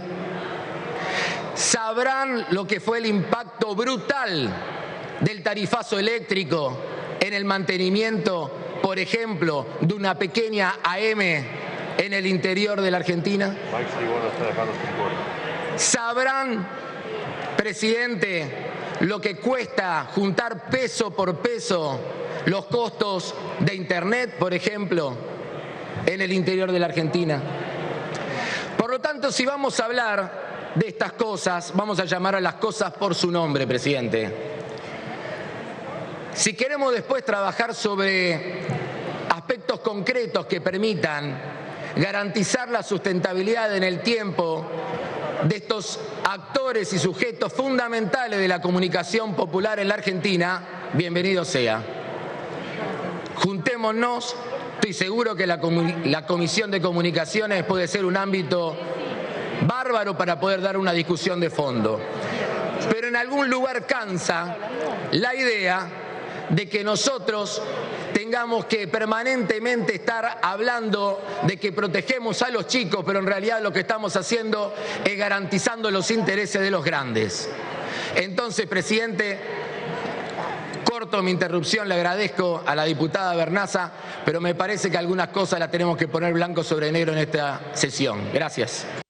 En ese momento presidía la Cámara Sergio Massa, todavía no había asumido, faltaba para que asumiera como ministro de Economía. Faltaban muchas cosas todavía que pasar en la Argentina, pero ese 10 de junio sí se aprobó esta ley que tiene que ver con la promoción de la equidad de género en los medios. Busca la distribución equitativa de las tareas y funciones en los medios, así como también promover la realización de campañas para la concientización y sensibilización de la necesidad de la equidad en los medios, también capacitar las temáticas de género y de comunicación igualitaria y no discriminatoria, la elaboración de protocolos, guías de actuación y materiales de apoyo con perspectiva de género y diversidad sexual son parte de los principios que tiene y de la articulación que se hizo para aprobar esta ley que comenzó en el debate en el Senado de la Nación, aunque se había presentado también aquí en la Cámara de Diputados. Se realizaron foros a partir también de iniciativa de colectivo de periodistas de Argentina, periodistas de radios comunitarias, de medios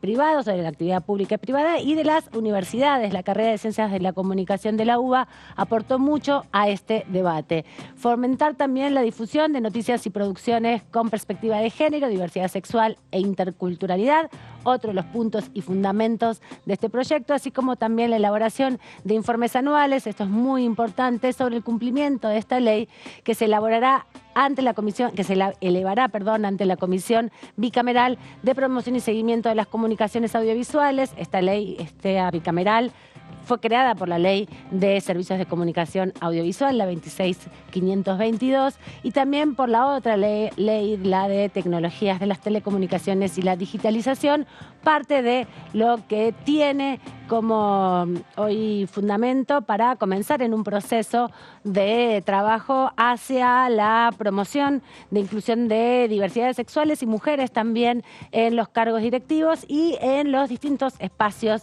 que contribuyen al desarrollo de la comunicación audiovisual. Vamos a repasar también lo que decía ese día, defendiendo el proyecto, el presidente de la Comisión de justamente Comunicaciones e Informática, Pablo Carro, diputado de Córdoba, uno de los especialistas en comunicación que tiene la Cámara de Diputados, docente universitario de la Escuelita de Comunicación de la Universidad Nacional de Córdoba, además uno de los que trabajó también en la elaboración de la Ley de Comunicación Audiovisual y en esta Ley de Equidad en los Medios. Escuchémoslo.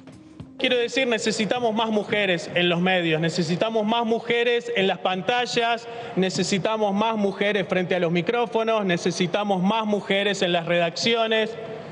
Necesitamos más mujeres detrás de los fierros, detrás de las cámaras, en la sala de operación, pero necesitamos más mujeres en las mesas directivas de los medios. Es allí donde verdaderamente es necesaria la presencia de las mujeres.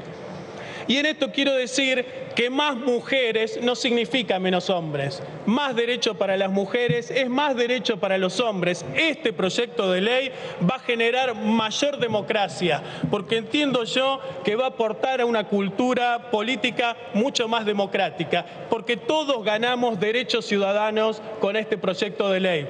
Y por lo tanto vamos a tener una sociedad más justa, más inclusiva, más democrática en la medida en que más mujeres puedan hablar de lo que pasa en nuestra realidad. Más voces de mujeres, más perspectiva feminista en los medios es lo que necesitamos. Por eso, compañeras, compañeres, mujeres en general, quiero felicitarlas, quiero sacarme el sombrero, quiero decir que tomo nota y aprendo, porque este es el modo en que se traen los proyectos para ser discutidos en este Congreso. Muchísimas gracias a todas ustedes, muchísimas gracias, señor presidente. El proyecto, como les conté, había comenzado su tratamiento parlamentario a partir de una iniciativa que llevó adelante la bancada de la mujer en el Senado, Norma Durango, senadora por la provincia de La Pampa, que recepcionó las propuestas de distintas organizaciones como la FEM, como les decía, Periodistas Argentinas, y también los foros de medios comunitarios y alternativos. Eso se tradujo en simultáneo en la Cámara de Diputados, donde también se estuvo debatiendo en foros, como bien les decía, y se presentó en el mismo momento el proyecto. Pero como avanzó primero por la Cámara de Senadores, se terminó aprobando sin modificaciones lo que vino de esa Cámara el 10 de junio del 2021, y quien defendió en primer término este proyecto fue la diputada Mónica Macha. Ella es de la provincia de Buenos Aires también, es diputada por el Frente de Todos y además preside la Comisión de Mujeres y Género, una de las comisiones cabecera donde este proyecto se terminó debatiendo, y fue quien fue miembro informante junto a Pablo Carro en el momento de iniciar el debate. Las mujeres, lesbianas, travestis y trans tenemos una participación mucho menor en los medios. ¿Qué porcentaje de las noticias son informadas por mujeres? Apenas el 27% en Argentina, según un estudio del proyecto de monitoreo global de medios. Solo el 15% de los artículos son firmados por mujeres. Y cabe aclarar que todavía no hay relevamiento ni datos sobre lesbianas, travestis, trans, no binarias en medios de comunicación. En general, a las mujeres y disidencias les asignan temas marginales de la agenda pública. En los directorios de los medios de comunicación, los varones ocupan el 75% de los puestos, es decir, faltamos en los medios. Y esa frase fue una de las que más se escuchó en ese contexto, una frase que fue acuñada por la organización Nos Quemaron por Brujas, que empezaron a hacer el relevamiento de las mujeres en los medios de comunicación, especialmente en las radios, y pudieron ponerle a su informe Faltamos en los medios, dando esta información de la poca representación, la subrepresentación de mujeres y la casi nula representación de identidades travestis y trans en los medios de comunicación. Vamos a repasar también el momento de la votación, porque como contábamos al inicio de este segmento, fue apoyado por muchos diputados, más de lo que se requiere para la aprobación de una ley, que son 129, y esta terminó aprobándose por 134. Así que veamos el momento de la votación, recordando siempre que fue un momento de sesiones telemáticas mixtas. Había algunos presentes y otros que votaban de manera virtual a través del sistema telemático. Se cierra la votación. Por secretaría se dará lectura de la votación.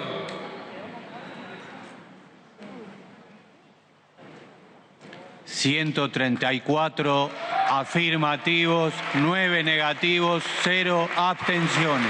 Resulta afirmativo.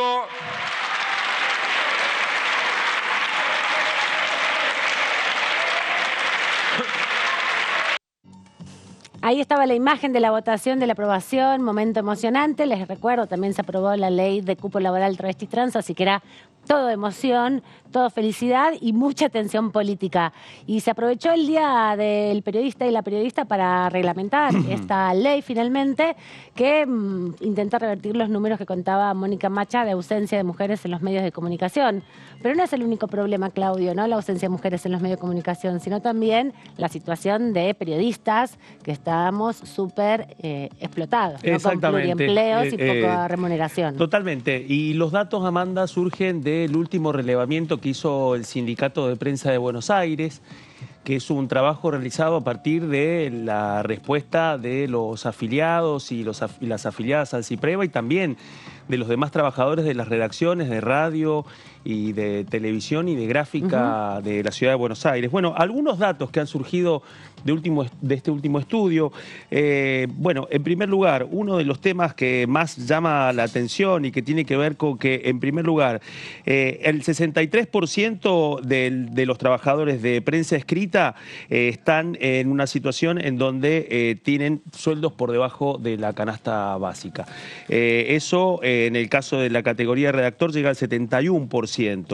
El grueso total es que el 45% de los trabajadores de prensa tienen sueldos por debajo de la canasta básica, ¿no? Este es uno de los datos. Otro tiene que ver con que el 57,6% de los que respondieron al trabajo reconocieron que tienen 2 o más trabajos remunerados. Es decir, que estamos en una situación de pluriempleo permanente. Esta es otra de las particularidades, ¿no? Exactamente, totalmente. En el caso de los trabajadores que son freelance, que son colaboradores, bueno, el 93% factura por debajo de lo que establece la canasta básica, así que este es otro dato también. Y el 76% aseguró que tiene otros trabajos por fuera del sector de prensa por la grave situación económica. Claro, que tienen un trabajo formal en alguna dependencia, en algún empleo formal y después, por otro lado, hacen trabajos de colaboración como freelancer. Totalmente. Entonces, y esto, en definitiva, también afecta de una manera particular en el gremio de prensa también a las feminidades, porque además está muy masculinizado. Así que si ese es el contexto del trabajo general, así es. Las mujeres que además tienen que realizar las tareas de cuidado se ven doblemente afectadas por la brecha salarial también, ¿no? Totalmente. 27% menos. Y bueno, nos encontramos con un Día del Periodista, Día del Trabajador y la Trabajadora de Prensa, que además de este informe que publicó el Sindicato de Prensa de Buenos Aires, también el día anterior nos encontramos con una novedad judicial. Con una buena noticia. Exactamente, una buena noticia, que es finalmente la decisión de la Cámara de Apelaciones del Trabajo, que le dio la razón finalmente al CIPREVA a partir de la apelación que había presentado la Unión de Trabajadores de Prensa de Buenos Aires para impedir que finalmente el Ministerio de Trabajo le diera la personería gremial al CIPREVA para discutir las paritarias. Lo cierto es que el CIPREVA primero obtuvo la compulsa en la confrontación de afiliados que establece el Ministerio de Trabajo para reclamar precisamente la personería gremial que les permite discutir paritarias. Luego de eso, la UTBA apeló esto en primera instancia, fue apelado por el CIPREVA, llegó a la Cámara de Apelaciones del Trabajo. Había preocupación con respecto a los plazos de lo que podía pasar con la Cámara y finalmente este tribunal de alzada del fuero laboral porteño le dio la razón al CIPREVA, dejó en firme la decisión del Ministerio de Trabajo y a partir de ahora el CIPREVA está en condiciones de discutir paritarias de ahora en adelante. Efectivamente, y parte de eso también tiene que ver con esta situación particular de los medios de prensa, los trabajadores y trabajadoras de los medios de prensa. Por otro lado, la situación de la concentración de los medios de comunicación con la proliferación de algunos canales de televisión o incluso también la concentración en la distribución de la pauta, ¿no? Son todos debates que se ponen en esta ley de equidad en los medios en una síntesis porque, como bien les contábamos, uno de los artículos establece un estándar para acceder en una situación un poco más privilegiada a la pauta oficial si se respeta y se cumple con una ley como la promoción de la multiplicidad de voces. Pero esta semana próxima tenemos comisiones, ya está la agenda presente en la página web de la Cámara de Diputados, así que la pueden consultar. El lunes hay un grupo de parlamentarios de amistad con los Emiratos Árabes, se va a estar conformando. Esto es una actividad protocolar que tiene la Cámara de Diputados. Los grupos de amistad no son, no son bicamerales, solo es una actividad que hace acá la Cámara de Diputados. De diplomacia parlamentaria de la Cámara de Diputados. Claro, que lo que sirve es para promover actividades en conjunto y también para cuando vienen las delegaciones, ¿no? Intercambiar información y hacer un poco de rosca para alcanzar algunos proyectos, ¿no? Sí. Como los proyectos de exportación. También le interesa mucho a los diputados de las provincias que tienen particulares comercios con esos países, ¿no? Claro, por eso es importante estas conformaciones, porque, por ejemplo, con la ley de productos alimentarios orgánicos o agropecuarios orgánicos va a haber también mucho trabajo para estos grupos de amistad. El martes también hay comisiones. El martes hay sesión. A las 12 del mediodía está convocada la sesión informativa donde va a venir el jefe de gabinete, Agustín Rossi, precandidato del Frente de Todos a presidente de la Nación. Así va a ser un discurso mucho más político que el que dio ya hace un mes atrás. Vino fines de marzo, ¿no? Fines de marzo, al el Senado. 29 de marzo, si no me equivoco. Así es. Y después estuvo en abril en el Senado y ahora viene en este mes a la Cámara de Diputados para dar su informe. Las coincidencias querían que sea un poco antes, pero bueno, con las elecciones pasó un mes y medio. Espero que no se enojen los de la oposición porque pasó un mes y medio. Bueno, el reclamo ha sido el reclamo ha sido permanente en el caso de la oposición de reclamar que esté el jefe de gabinete. Lo cierto es que en el caso específico de Rossi, bueno, vemos que el Chivo tomó el guante y una de sus primeras definiciones políticas como ministro coordinador fue venir al Congreso a cumplir con el artículo 101, ¿no? Me parece que... Y además se siente cómodo acá. Se siente cómodo, me parece, no solamente eso, sino que además mantiene el debate y la conversación con la oposición sobre el recinto. Hay que ver qué es lo que sale este martes, después de este fin de semana, en donde posiblemente Rossi llegue aquí al recinto para brindar informes sobre la gestión del gobierno en un momento en donde el oficialismo está atravesado por distintos debates que lo interpelan también a Rossi, ¿no? O sea, por supuesto, además más siendo candidato, ¿no? Y que no lo elude, además, en muchísimos casos, sin perder de vista, además, los cuidados para cumplir con los requerimientos que establece la Constitución y con las preguntas que vienen preparando y que ya le han enviado los representantes del oficialismo y la oposición. La gran pregunta es, bueno, independientemente de lo que digan en el recinto, ¿qué es lo que puede llegar a decir el Chivo afuera del recinto? A partir de que vamos a tener dos señales muy importantes, las decíamos en el comienzo del programa. Por una parte, vamos a tener definiciones, parece, más claras en el caso del Frente Renovador el sábado. En un momento en donde crece el operativo del masismo para mitigar la posibilidad de unas primarias dentro del Frente de Todos. Y lo otro, que también interpela a la oposición, que es, bueno, el resultado de la convención radical del lunes. Así que el martes Rossi va a venir a la Cámara de Diputados y se va a encontrar con un recinto en donde tanto oficialismo y oposición van a estar atravesados por hechos de carácter político electoral que atraviesa sus orgánicas. Así que, al menos en el caso del radicalismo. Te agrego algo más, también va a venir con los resultados del viaje a China y con las negociaciones con el Fondo Monetario Internacional en curso para la readecuación de las pautas, de las metas, que tiene que ver principalmente con la capacidad de poder obtener los reembolsos. Y te agrego un datito más. Así que viene como con todo revolucionario. No, y el otro tema que tiene que ver con el resultado de las elecciones. Así que vamos a tener una semana que además porque hay elecciones en Mendoza, ¿no? En Mendoza, Tucumán, San Luis. Bueno, tenemos una agenda importante. Paso en Mendoza, las postergadas elecciones en Tucumán, elecciones en San Luis, si no me equivoco también elecciones legislativas en Corrientes. Sí, en Corrientes también, es verdad. Bueno, en el caso de Corrientes son solamente legislativas porque tuvieron elección a gobernador el año pasado, así es que también nos vamos a encontrar con otra foto que van a aportar las urnas ya en otros distritos, por fuera del pelotón de elecciones desdobladas que se ha venido desarrollando desde febrero. Y también, como planteábamos, bueno, empieza la recta final ya para las definiciones de distritos muy importantes. Tucumán ya va a ofrecer una foto muy importante. Claro, Las PASO mendocinas va a establecer ya un compás de espera hasta que se definan las generales en septiembre.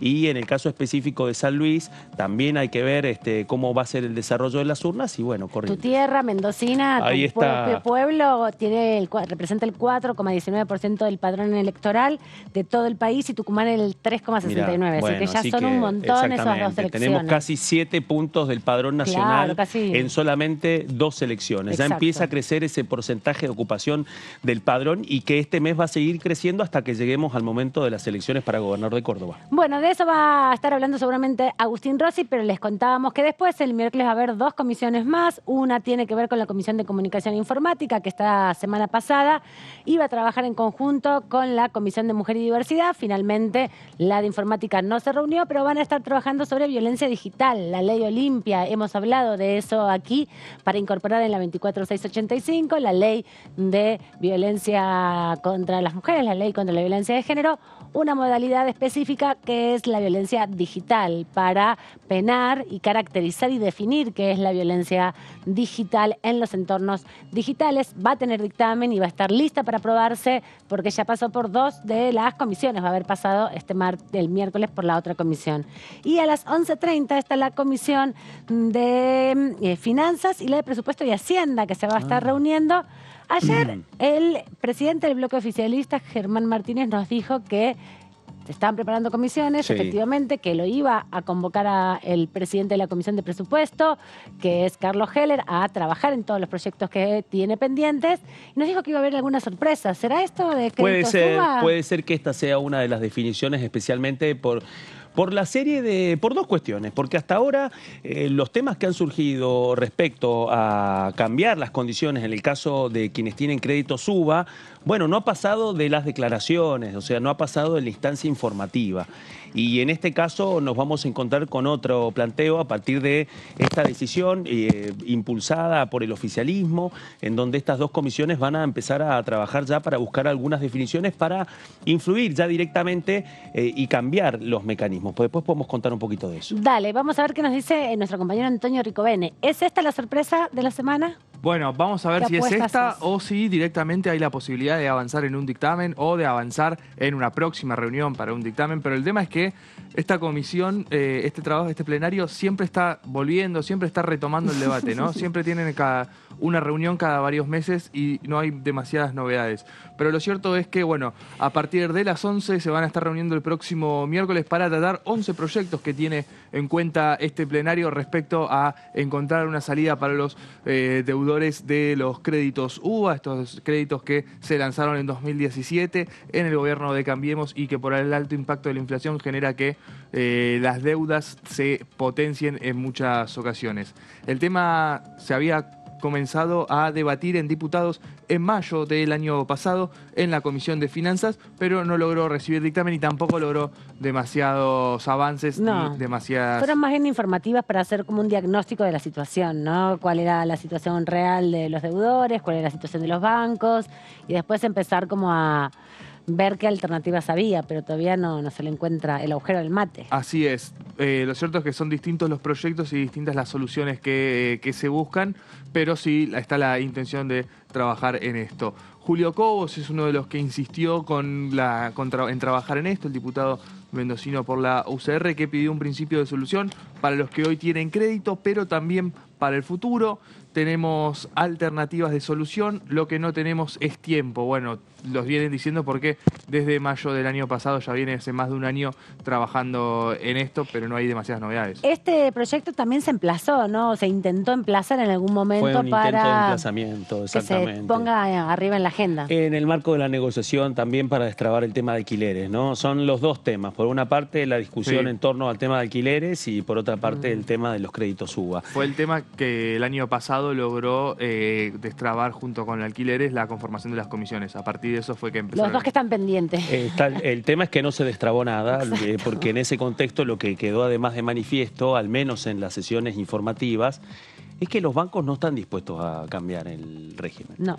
No están dispuestos porque consideran además que aún así, con el nivel de endeudamiento en dólares que tienen los beneficiarios de los créditos UBA, bueno, lo comparan con otras situaciones y dicen que aún así no están en una situación tan grave. Sostienen y han repetido muchas veces que el nivel de morosidad es bajo, entonces que ese es otro elemento también de que no tiene mucho peso en eso, pero lo cierto es que parece que está la decisión política de avanzar en hacer un cambio que los bancos miran de costado. Sí, lo cierto es que, bueno, hace bastante vienen pidiendo una salida de esta solución. La última jornada, hoy repasaba la última jornada de este plenario, Cobos insistió de que ya se habían hecho las suficientes jornadas informativas, donde pasaron desde organizaciones de hipotecados UBA hasta representantes de los distintos bancos, representantes del Banco Central también, dijeron que, bueno, ya está todo listo para avanzar en la firma de un dictamen. De eso pasaron varios meses, así que vamos a ver en qué estado está la situación, a ver si hay posibilidad de avanzar en esto. Tenemos para pasar a la siguiente placa, por favor, para seguir con este informe. Va a ser el miércoles a partir de las 11 de la mañana que va a estar trabajando esta comisión. Hasta ahora no hay acuerdo, hasta lo que pudo conversar hace un rato con los distintos bloques, porque buena parte del oficialismo y la oposición consideran que el Estado no debe hacerse cargo de las consecuencias de los contratos privados firmados libremente por particulares, ¿no? Una forma, vamos a decir, un poco políticamente más correcta de comentar lo que traía Claudio recién a la mesa, ¿no? Que es la relación entre los actores privados con los bancos y la necesidad que tienen muchos de ellos de no llegar a un acuerdo y de seguir con este endeudamiento. Sí, claro, como sostener su sistema propiamente dicho y estirarlo, porque acá lo que pasa es que lo que se encareció fueron los plazos, más allá del aumento de las cuotas, sino que lo que se terminó renegociando es que tuvieran más tiempo de deuda y no la terminaran nunca, y también aumentar el capital, ¿no? En relación a eso. Esa era una de las discusiones. Ahora lo que está planteando el oficialismo es cambiar la ecuación directamente, especialmente en lo que tiene que ver con la actualización. Lo que buscan es directamente que de ahora en adelante, en el caso de que prosperen las negociaciones que nos está contando Antonio, es que la actualización sea a partir del RIPTE, que es el registro, del ingreso promedio de actualización salarial. Entonces, que es más contenido, más exactamente, y que en el caso, sea por el RIPTE, y que en el caso de que el RIPTE evolucione más alto que el índice de precios al consumidor, que entonces también sea la tasa más benigna, es decir, que en ese caso sería el índice de precios al consumidor, también con otro dato, que es que además la cuota no puede superar el 30% de los ingresos. Bueno, estas son parte de las discusiones que quedan muchas veces en un segundo plano cuando llegue el momento de quien accede a un crédito de este tipo va, firma y acuerda. Bueno, la letra chica. La letra chica de los créditos UBA es en dólares. Exacto. Y eso implica una situación muy compleja para quienes están comprando su vivienda a partir de la modalidad de este sistema de crédito. Hay que ver esta pulseada política y esta decisión que tiene el oficialismo de avanzar sobre este tema, ya con una definición mucho más concreta, que es utilizar este índice, que es el índice que se utiliza actualmente para hacer los cálculos de actualización del incremento anual del alquiler de acuerdo a la ley de alquileres. Efectivamente. Bueno, pero hay oposiciones a la necesidad de llegar a un acuerdo que argumentan que un subsidio del Estado a través del Tesoro sería injusto con las personas que también sufren la inflación de los alquileres y en su momento no confiaron en los créditos UBA. Es decir, uno recuerda cuando se avanzó con este nuevo crédito, esta nueva fórmula de crédito que entregaban tanto bancos privados como públicos, muchísima gente advirtiendo, ¿no?, sobre la posibilidad de que esto podía llegar a pasar. Además, los tomadores de créditos UBA al menos tienen una propiedad que se valorizó en dólares y en pesos. Es uno de los argumentos también para decir que, bueno, los que tomaron estos créditos tampoco es que están en una situación, no es que son los últimos del... Orejones del tarro, Orejones del tarro, claro. Queríamos aprovechar el momento, si te parece, Antonio, para repasar lo que hoy decía más temprano el diputado Carlos Selva del Frente Renovador, que va a estar seguramente siendo protagonista el sábado en la cumbre del Frente Renovador, pero habló con nuestros colegas más temprano en la mañana para comentar un poco la agenda parlamentaria y se refirió tanto a la ley de alquileres como a la ley que buscan modificar de los créditos UBA. Con respecto al tema UBA, siempre va a quedar pendiente y obviamente hemos tenido posiciones que hasta ahora no han sido coincidentes de que el proyecto tiene que abarcar la complejidad que tiene y la implicancia que tiene, las consecuencias que trae sobre los salarios, la transferencia. Hoy lo dije yo alguna vez, la gente que tomó los UBAs, lamentablemente en un proceso de inflación como el que tenemos, dejaron de ser inquilinos de la inmobiliaria para ser inquilinos de los bancos. Entonces, hoy por Qué hoy... fuerte eso. Nunca te había escuchado eso. No, lo he dicho. Qué bueno que es eso. Dejaron de ser inquilinos de la los inmobiliaria bancos para ser inquilinos de los bancos. No tiene solución el tema UBA si no se le dolorosamente, es una buena definición. Se le tiene que encontrar una solución. Hoy por hoy espero que el consenso al que se está tratando de llegar trate de interpretar realmente la compleja situación de... Vos decís igual que arranca después del 24. La sesión sí, la comisión no. Va a haber quórum, entonces. Por eso, la comisión... ¿Cuáles son esos puntos que están consensuando? No, el tema es la retroactividad del análisis de la deuda. O sea, cómo empezás a ajustar sobre... No te olvides que se ajusta sobre deuda. Por eso es lo que hace imposible el cumplimiento con el proceso inflacionario. Yo sé que es complejo, ahí el Estado Nacional tendría que poner muchos recursos, son cifras muy importantes para tratar, siempre yo por lo menos me he circunscrito a en opinar hasta los hipotecados, digamos, ¿no? Ha habido créditos UBA, el encaje de los plazos fijos en UBA también complica la solución de...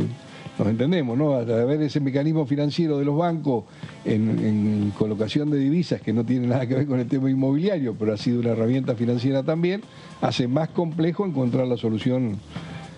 Bueno, uno tiene que confiar en quienes están más comprometidos con el tema, que conocen más de economía y de finanzas, que interpretemos que la situación de los hipotecados UBA, de los colectivos hipotecados UBA, es complejísima. Hay que encontrar una solución. Vos sabés que hay sectores de inquilinos que sostienen esta ley. Sí. La defendieron, de hecho, cuando se dio el debate. Sostienen. La defienden todavía al día de hoy. Lo cierto es que también las consecuencias, bueno, nosotros, pragmáticamente y con la responsabilidad que tenemos, no podemos analizar que el mercado inmobiliario cambió y que cada vez es más difícil alquilar viviendas permanentes. Pasa mucho más en capital, a lo mejor que en el interior. Me imagino que en tu ciudad también debe ser muy complicado. Sí, es complicado, pero es lo que te digo. Se ponen de acuerdo unos las grandes urbes y que tienen destino turístico. En la ley de alquiler también tenemos que analizar esa situación, más allá de la situación propia de los inquilinos. Tal cual. Y los propietarios que se quejan que las actualizaciones son a un año, que eso también...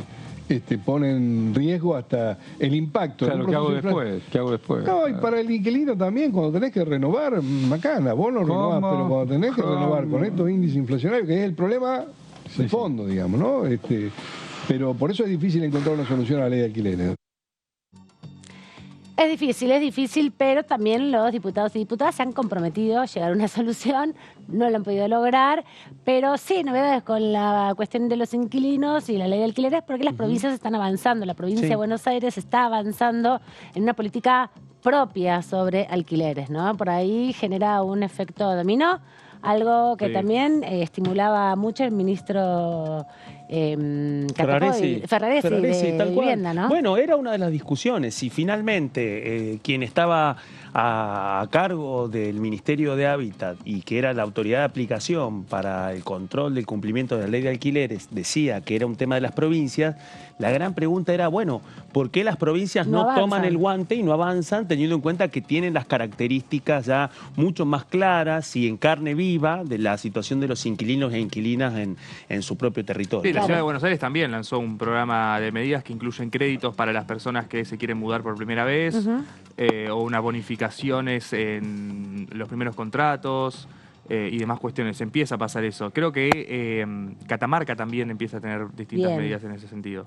Buenísimo. Pero bueno, ahí nos contaba Selva algunos de los proyectos que tienen en jaque a esta Cámara. El de crédito SUBA es uno de ellos que está trabado hace un tiempo y que se va a retomar el debate la semana que viene. Ya estuvo presente el presidente del Banco Central, Miguel Pelle, que planteó que cualquier solución al problema de los tomadores de los créditos hipotecarios UBA debe ser cuidadosa para no afectar el patrimonio de las entidades públicas, ya que, bueno, uno de los principales bancos que entregaron estos créditos tenían que ver con el Banco Provincia y el Banco Nación en varios de esos casos, y destacó que de los 105.000 préstamos hipotecarios UBA, unos 97.000 corresponden a viviendas familiares únicas y en su mayoría fueron otorgados por la banca pública, lo que decíamos recién, algunos de los datos que trajo el presidente del Banco Central a esta comisión cuando estuvo ya hace casi un año debatiendo sobre este tema, aportando información al debate debate, a ver si puede avanzarse finalmente con un dictamen.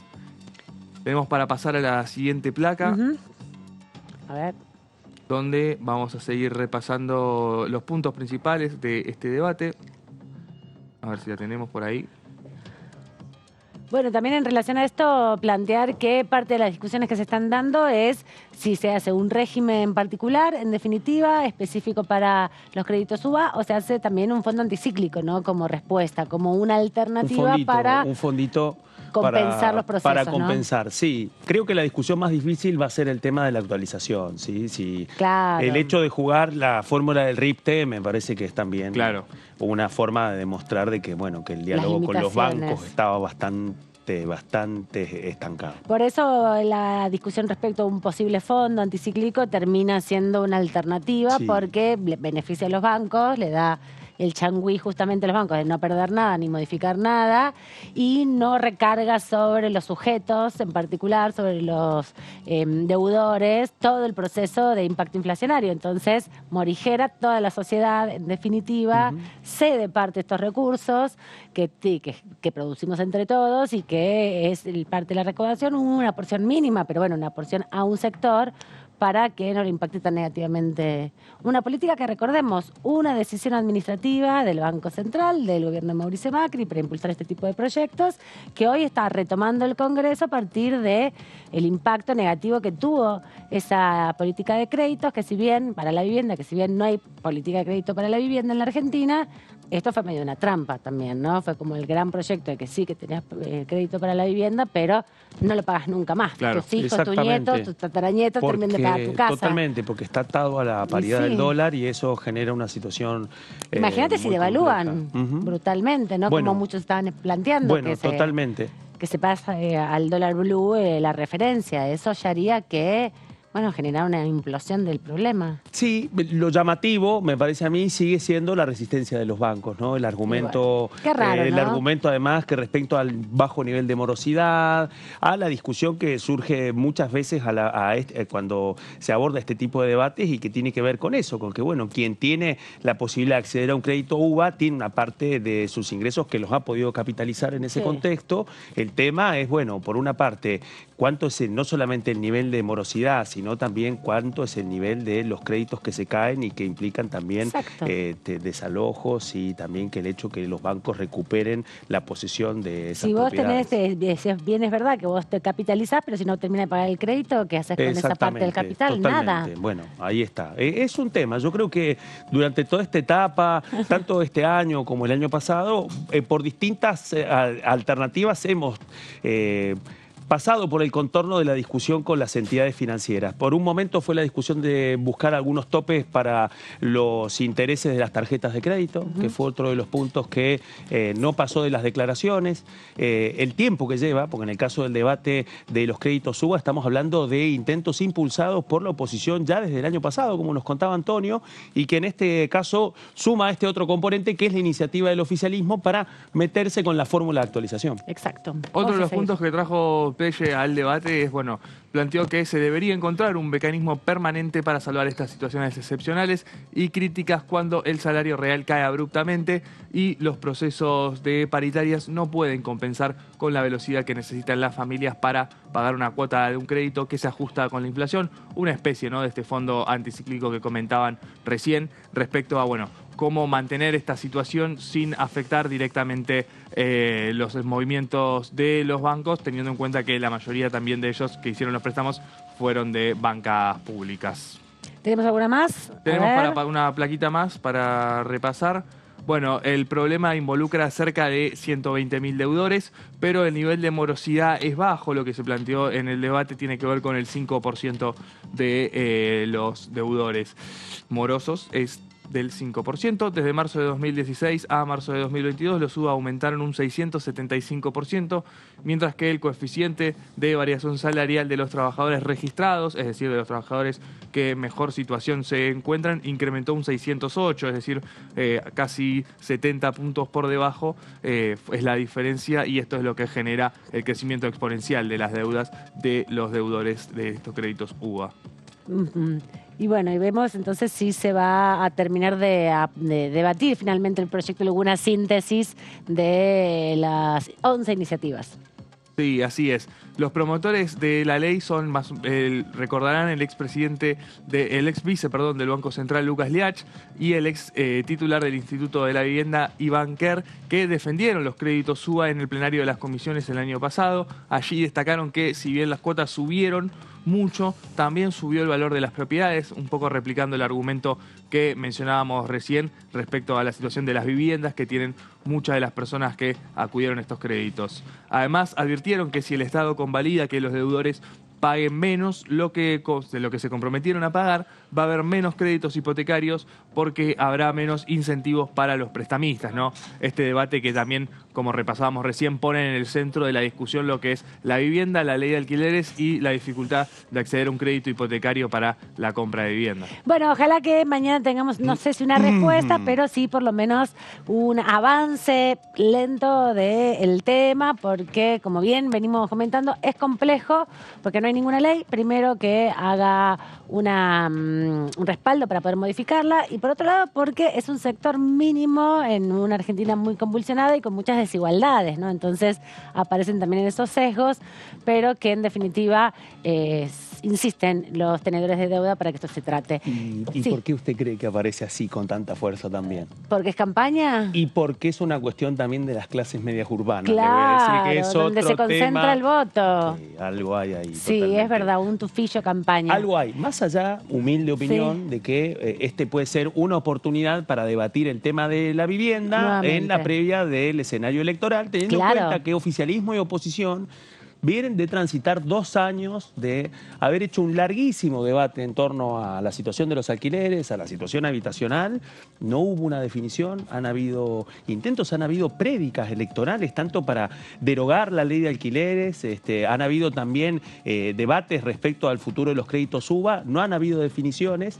Hay intentos, bueno, ¿se va a catalizar esto en algún debate dentro de la coyuntura electoral? ¿Formará parte este tema de alguno de los 2 debates presidenciales que se esperan, que es lo que establece la ley? Bueno, por lo menos el oficialismo tiene para mostrar que en 4 años de gobierno, con pandemia, con guerra, con sequía, con deuda externa, entregó más de 100.000 viviendas, ¿no? En un plan de promoción de ingreso a un crédito hipotecario, como es el programa Procrear, que además esta última etapa estuvo articulado con los sindicatos, una política para trascender la clase media, o bueno, más o menos, y acceder sobre todo a la clase trabajadora, que es la que mayores dificultades tiene para acceder a viviendas en programas que son virtuosos, ¿no? Me parece que es un buen guante para recoger. Y muchas veces invisibilizado también, y además, hay que tener presente. Para poner sobre la mesa que estos créditos SUBA los se plantearon durante el macrismo con la promesa de bajar la inflación y automáticamente después la inflación se disparó al doble y después llegó al 55 donde no puede bajar, ¿no? Es una escalada hacia arriba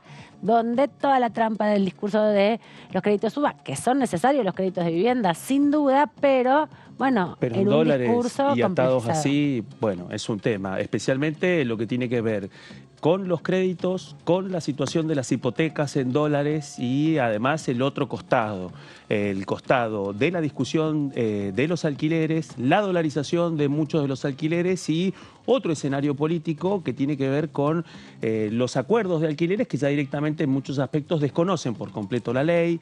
Exacto. Muy pocas voces que salen a reivindicar también o al menos poner blanco sobre negro a la hora de la discusión de la actualización, porque aún así con la ley de alquileres y con el incremento anual que establece el RIPTE, aún así sigue siendo un alquiler menor al que resulta, en el caso de que haya incrementos trimestrales o semestrales. Exactamente. Un pequeño dato, pero un pequeño dato que también permite contextualizar hasta dónde se juegan también las interpretaciones respecto a la vigencia de la ley de alquileres y a lo que pasa en el mercado inmobiliario en este momento.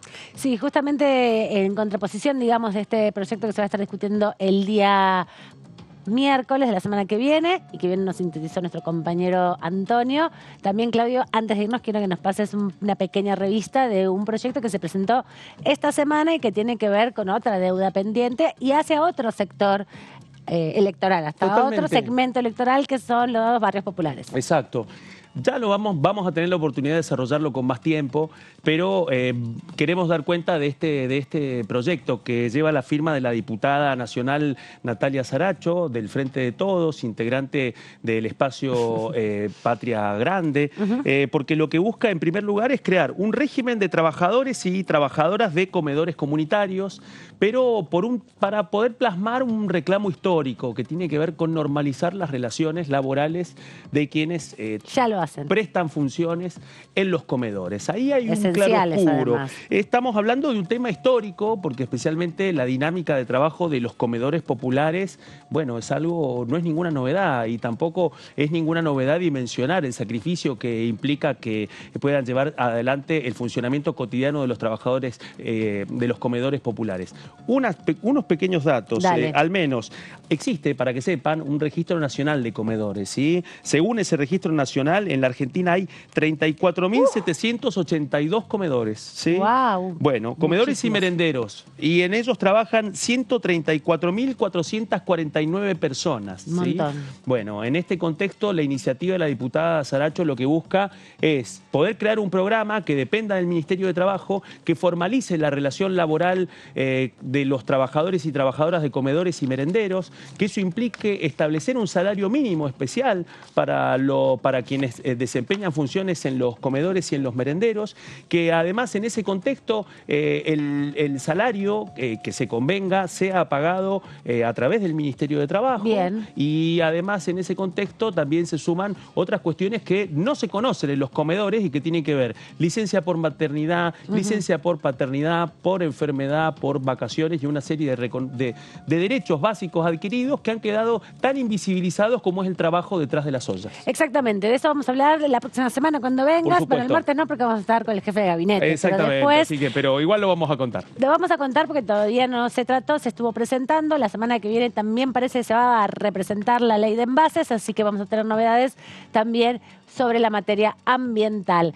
Gracias, Antonio Ricovene, que tengas un hermoso fin de semana. Gracias, Amanda, igual para vos. Nos vemos la semana que viene, acá en el aire, y a vos también, Claudito, muchas gracias por esta tarde. Un gusto, por favor. Nos vemos, a ustedes les damos las gracias y la despedida hasta cualquier momento. Se quedan aquí con la continuidad informativa de DTV.